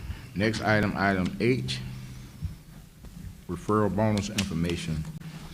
Mr. Alston. Sir. So the $1,000 referral incentive, as we look at our retention protocol and how can our existing employees assist us in that process, we have instituted a $1,000 referral incentive that can be paid from our federal program dollars going forward. So we look at this as an opportunity to continue to fulfill our vision, generate excellence, one team, one goal, and a mission to inspire, challenge, and prepare all students to compete globally. So the purpose is the Twiggs County Public Schools are always looking for high-quality teachers, and current employees can help. The research has shown, and our own experience supports, that new hires who come into the system through an employee are excellent contributors, stay with the system, and are more cost-effective recruits. The goal of the employee recruitment incentive is to encourage current employees to assist in the recruitment of highly qualified educators, K through 12, who will be good additions to the school system. An overview of the program: the referring employee will not receive the full $1,000 until the referred employee completes 1 full year and has executed a contract or expressed an interest to return the following year. If you refer someone in January, you will not receive your full $1,000 despite they have signed a contract to start their initial fiscal year and the second fiscal year. They have to complete 1 full year with this school system. All Twiggs County employees except administrators, that includes assistant principals, principals, and above, HR personnel, and anyone who has hiring authority over the referred candidates are not eligible for the referral incentive. Half of the recruitment incentive will be paid after referred candidates complete 1 full semester. So if they complete from August to December, they are eligible to receive that $500. And again, the other $500 will not be given until the completion of that year. To be eligible for a recruitment incentive, an employee must submit a referral to the HR department with that candidate referral form and a resume or an employment application. And they must meet all the qualifications of the job, and they have to be board approved. You cannot refer someone that we do not hire and expect to still get it. They have to be board approved. You'll see an example of what that form will look like. Very simple form. Just talking about the job title, job requisition, information about the candidate, and signing from the referral person that I acknowledge that I am referring this person, and the individual that is coming to the school system, they have a place to sign as well. So this is some basic information that has to be on file with HR in order for you to receive the incentive. If you are an employee that has not filled out this form and you feel you have referred someone, if you've been overlooked, that will be on a case-by-case basis, and see HR, and they will ensure that the information is provided, and we'll check the eligibility of that candidate. Any questions or concerns?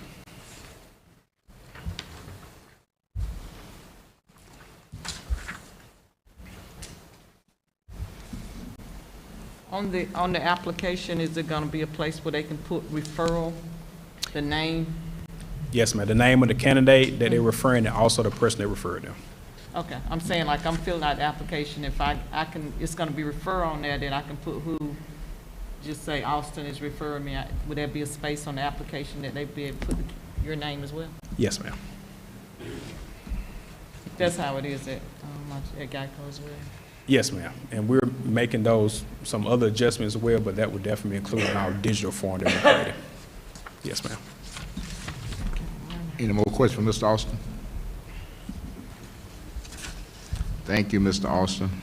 Yes, sir. Next item, item I, monthly finance action item. Mr. Austin. And Mr. Vice Chair, I'm gonna get out y'all way after this, I promise. The monthly financial report, as we look at from December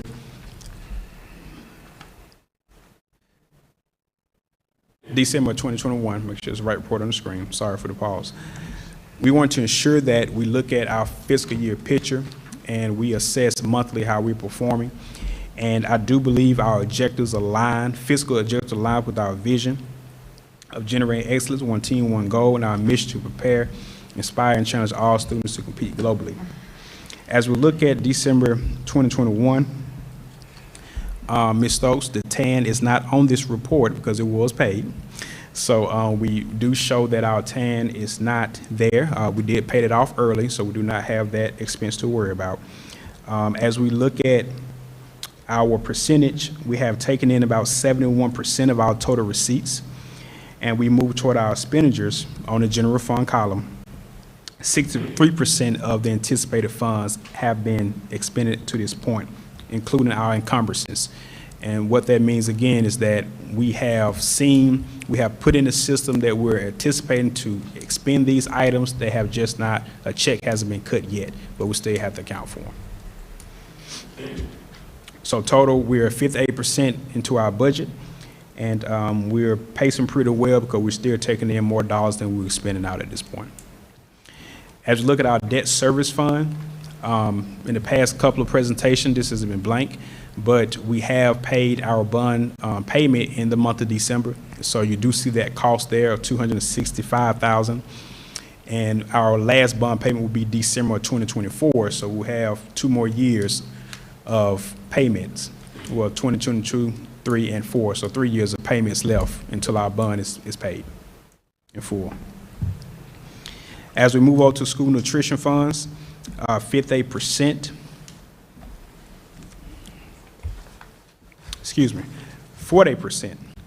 of those funds have been, revenue has been taken in, and 47% of those funds have been expended up to this point, and we're about 50% into the year.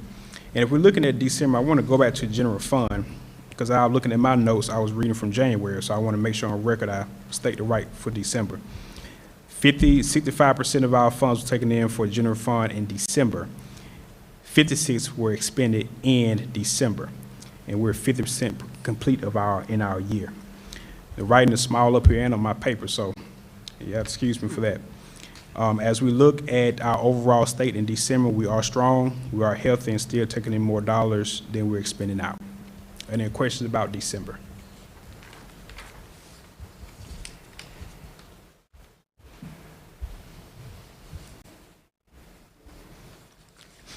Any questions, Mr. Austin?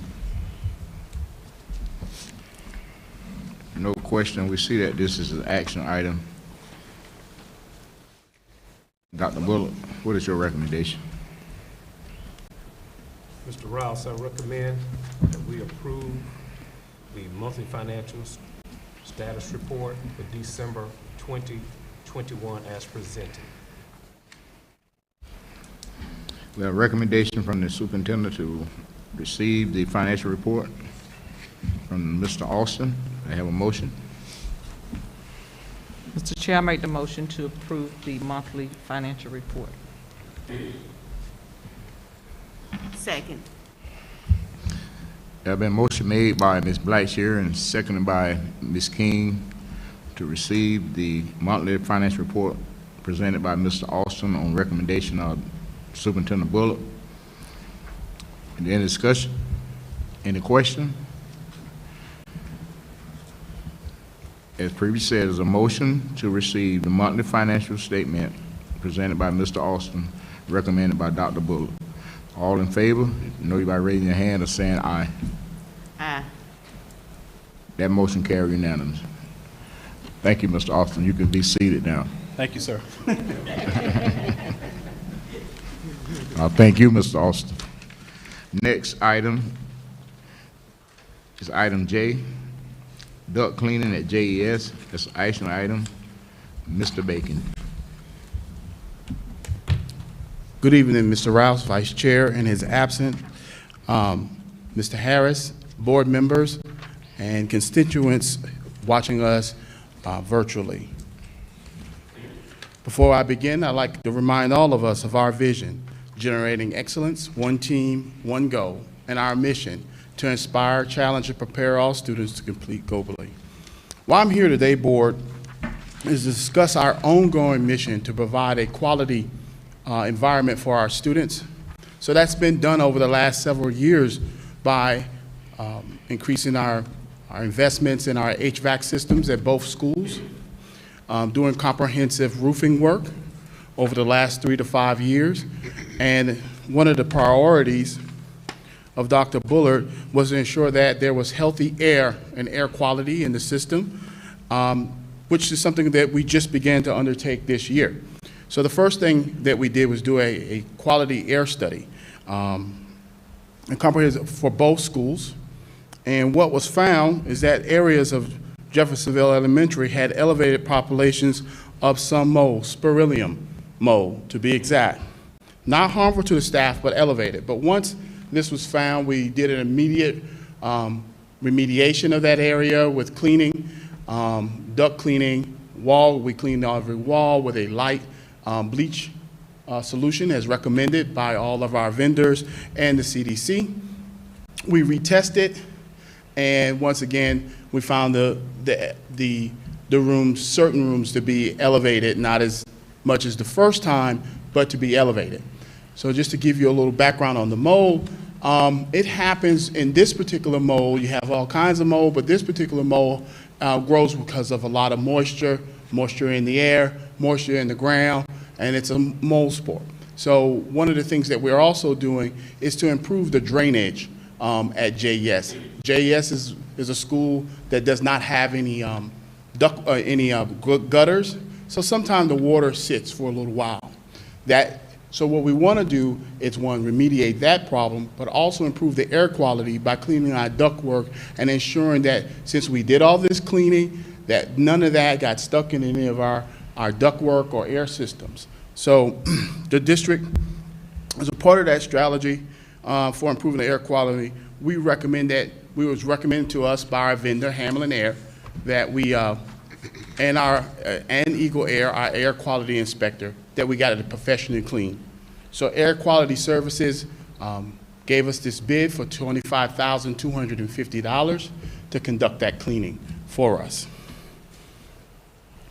And this was brought to you in a previous meeting, but once again, this is a snapshot. We have a full report that was reviewed by myself and the superintendent. It's about 300 pages of report about all the air quality and the different samples that they took, varying compounds, mold, formaldehyde, CO2, and VOCs, volatile organic compounds in our district. And our district fared very well for the age of our buildings, things like that. And you might say, well, what about the ductwork at the high school? Well, it's in great shape, and the high school is on a different HVAC type system. It's a water source system, which is clean and purified with the chemicals that go through that system. So it's a totally different system. As the elementary school is a forced air system, taking and exchanging air. And the difference is, because we invested money in our system, we are now getting more fresh air into JES, and that wasn't always the case, so our fresh air exchange is higher. Therefore, what we're bringing in is higher. So it's very important for us to clean our ductwork. What will be completed? All high-pressure duct lines and fan houses will be cleaned. Grills and coil cleaning. And you might say, well, we just bought new equipment, Mr. Bacon. Why do they need to be cleaned so soon? Well, we had some RTUs, some rooftop units that we had invested in maybe 5 to 7 years ago. They have a 20-25 year life cycle that service the cafeteria and the kitchen area. And they're very large units, 20-25 ton units. So all of that will be done in this process. The kids cannot be at school, and it takes 2 to 3 days to complete this work. So with your board packet, I submitted to you from Air Quality Systems the scope of work along with their references of the kind of work that they do. We did check their references. They're highly rated for the work that they do. So I wanted you to be able to have that and understand what we're doing here. Therefore, in accordance with the board policy, all purchases over that are more than $25,000 must be authorized by the Twiggs County Board of Education.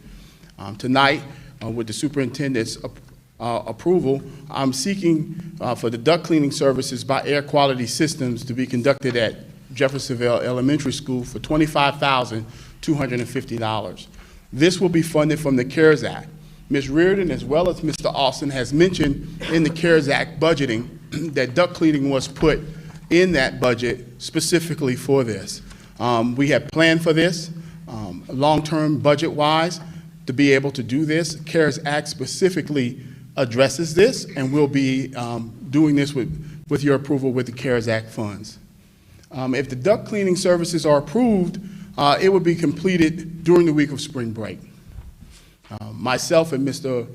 Stanley will be on site, along with some other contractors doing some things in the district, but we'll be on site alternating to ensure that the quality of the work. A third-party inspector, once the work is completed, will verify that the work has been completed and to our satisfaction. And then we will retest our air once again for the children at JES.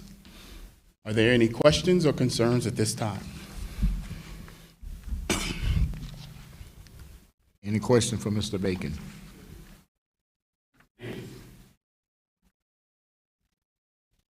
No question. We see this as an action item for duct cleaning at JES. Dr. Butler, what's your recommendation?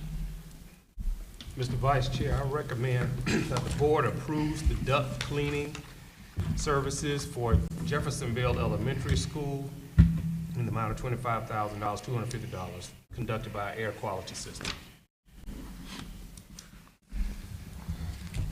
Got a recommendation from the superintendent from the presentation presented by Mr. Bacon on the duct cleaning at JES with the price of $25,250 for air quality cleaning. I have a motion. I'll make that motion. Second.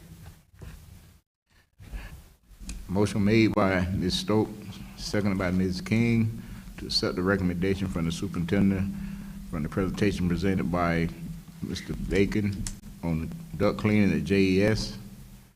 Any question? Any discussion? Once again, the motion had been made by Ms. Stokes, seconded by Ms. King, to accept the recommendation from the superintendent from the presentation presented by Dr. Bullock for duct cleaning at JES, the price of $25,250. All in favor, I know you by saying aye or raising your hand. Aye. That motion carried unanimously. Thank you, Mr. Bacon. Thank you, Vice Chair. Next is item K, district request. It's an action item. Dr. Bullock.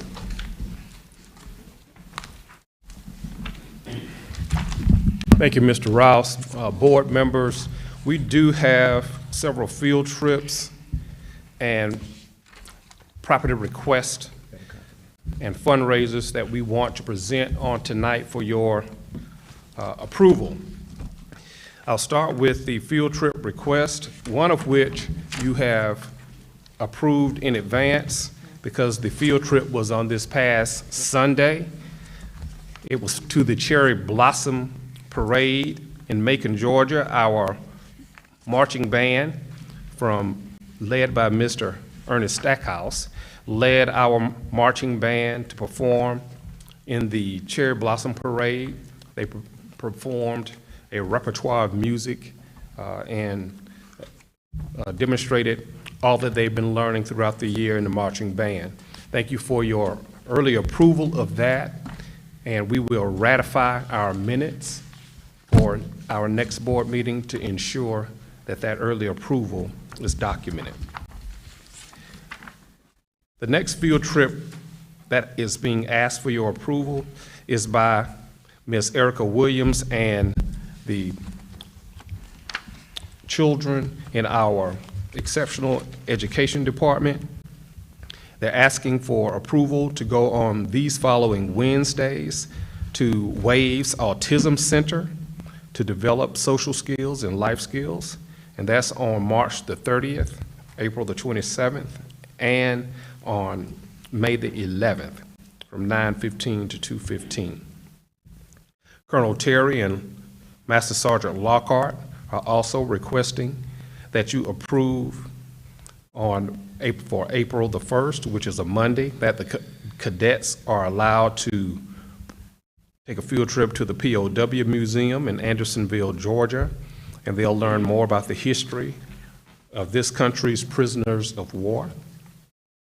Also, on Saturday, April the 2nd, the ROTC department is also requesting your approval for our cadets to travel to Howard High School for military drills and ceremonies. Brandy Anderson and a team of other advisors from Jeffersonville Elementary School are asking for your approval for next Thursday on the 24th, this Thursday on the 24th, that they are allowed to take the students to downtown Jeffersonville for that storybook walk that will be conducted in downtown Jeffersonville. They'll have an opportunity to read a story that was actually written by one of our students at Jeffersonville Elementary School, and this is in support of the standards curriculum of theme, poetry, and summarization of text. Also, Ms. Mack, Ms. Stevens, and Ms. Capice, and other advisors are asking that you approve for Tuesday, April the 26th, that they are allowed to take their students to the Georgia Aquarium, and the purpose is to obtain, evaluate, and communicate information as well in support of the science curriculum. They want to attend this field trip. Erica Williams, again, on the students in our exceptional education department, would like on these following upcoming Thursdays, April the 14th, 28th, and May the 12th, to take the students to Goodwill on Eisenhower Parkway in Macon, Georgia. And this is in order to assist those students with work-based learning, life, and social skills. And our final field trip request is Ms. Vincent and some additional advisors are asking to take the students to the TELUS Science Museum to support the STEM curriculum. And this is at the Star Base. And this is for our robotics team, and that's going to be on Saturday, May 7th.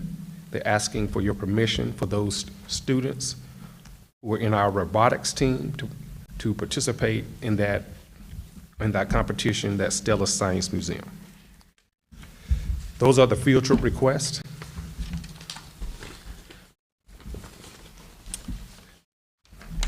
And moving on again to an event that was already previously approved, and that was for the Hart family to utilize the Twiggs County Middle High School gymnasium for the homegoing service of our 2021 graduate, Mr. Taquavion Hart.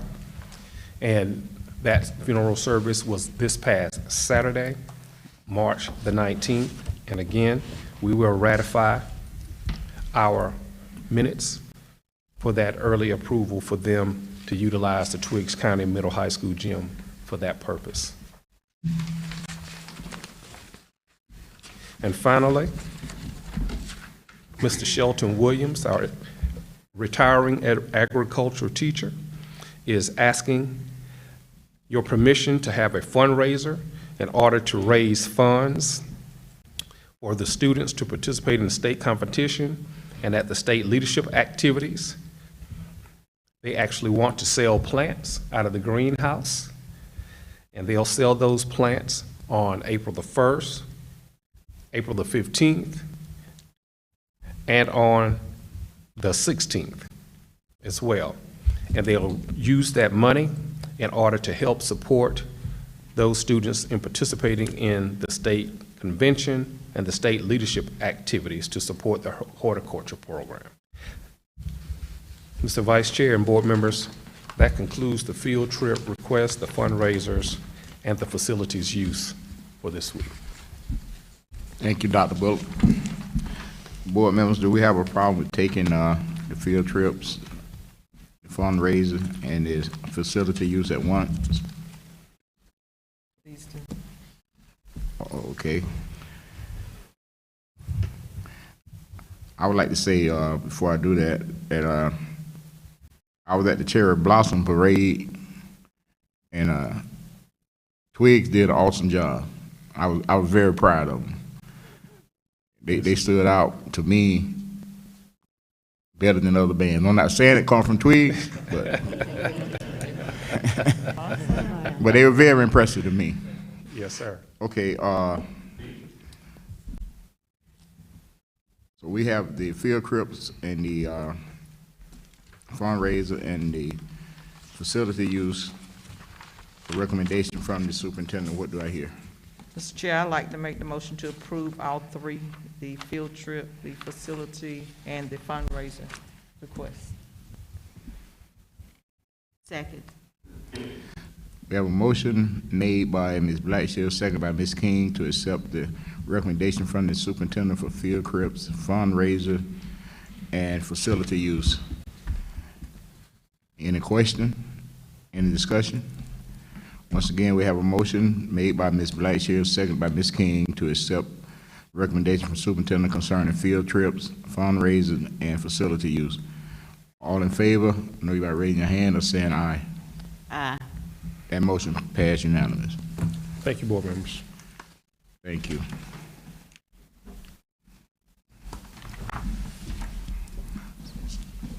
So Dr. Bullock, has we exhausted everything on the business agenda? Yes, sir. We have exhausted the business agenda for tonight. Thank you, sir. May I have a motion to exit business agenda and move into executive session? I like the motion. Second. Motion made by Ms. Stokes, seconded by Ms. Blackshear, to exit business agenda and go into executive session. Any discussion? All in favor, I know by raising your hand or saying aye. Aye. That motion carried unanimously. Thank you.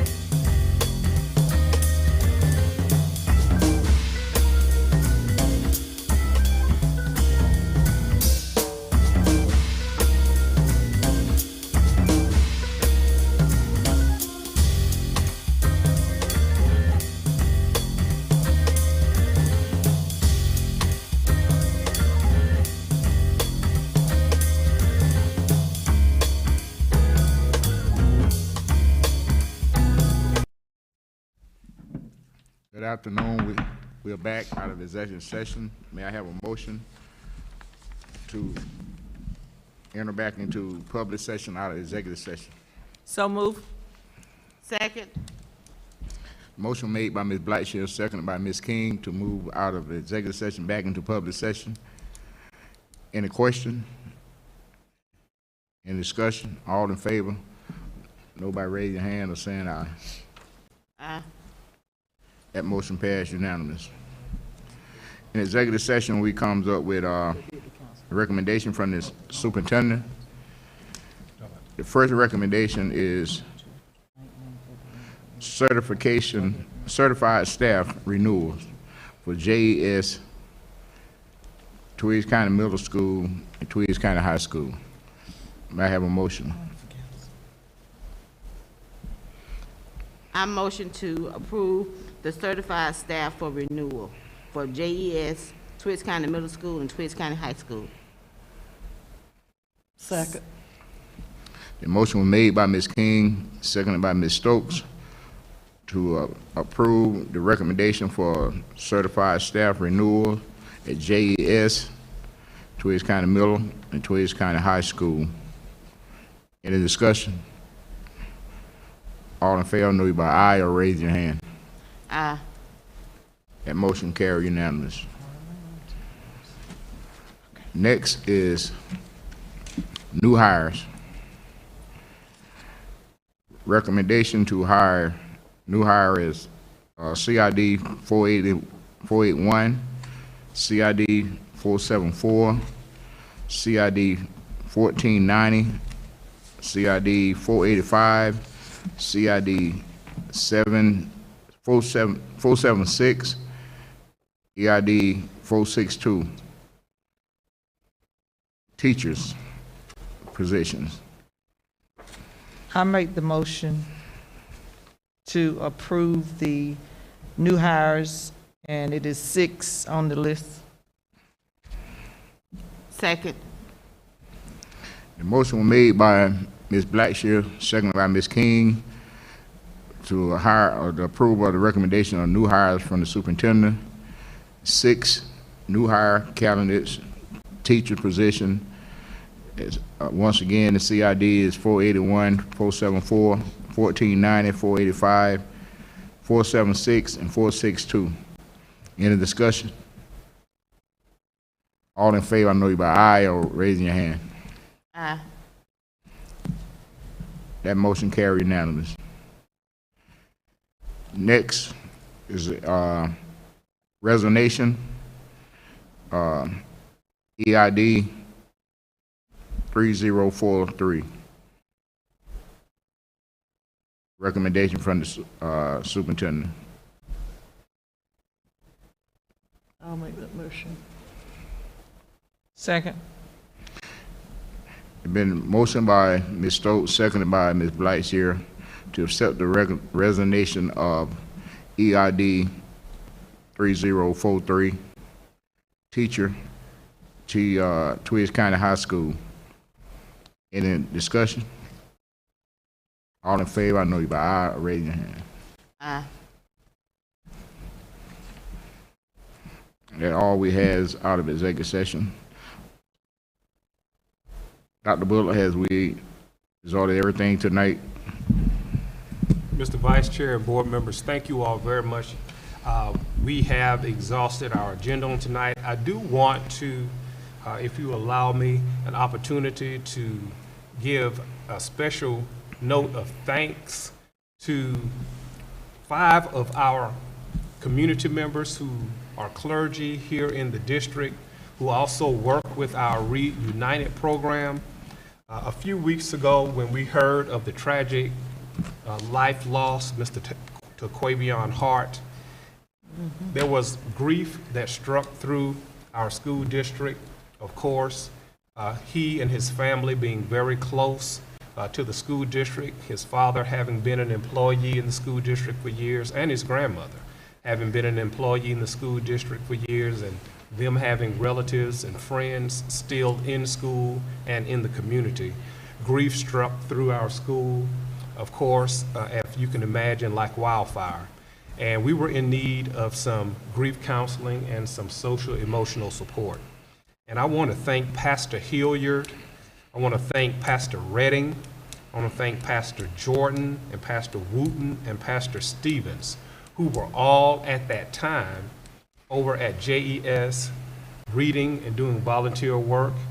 They stopped what they were doing for that time period, came over to our middle high school in order to support our staff and our students who were in need of grief counseling until we were able to assemble a crisis team to come. I want to thank them for standing in the gap and supporting our students and supporting our staff at that very difficult time. Thank you for your commitment to our students and to our school district.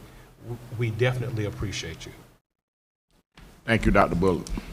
With that being all board members, give me a motion that the meeting stand adjourned. I'll make that motion. Second. Motion been properly made by Ms. Stokes, seconded by Ms. Blackshear, that the board meeting will be adjourned. Any discussion? All in favor, I know you by aye, raise your hand. Aye. This meeting is adjourned.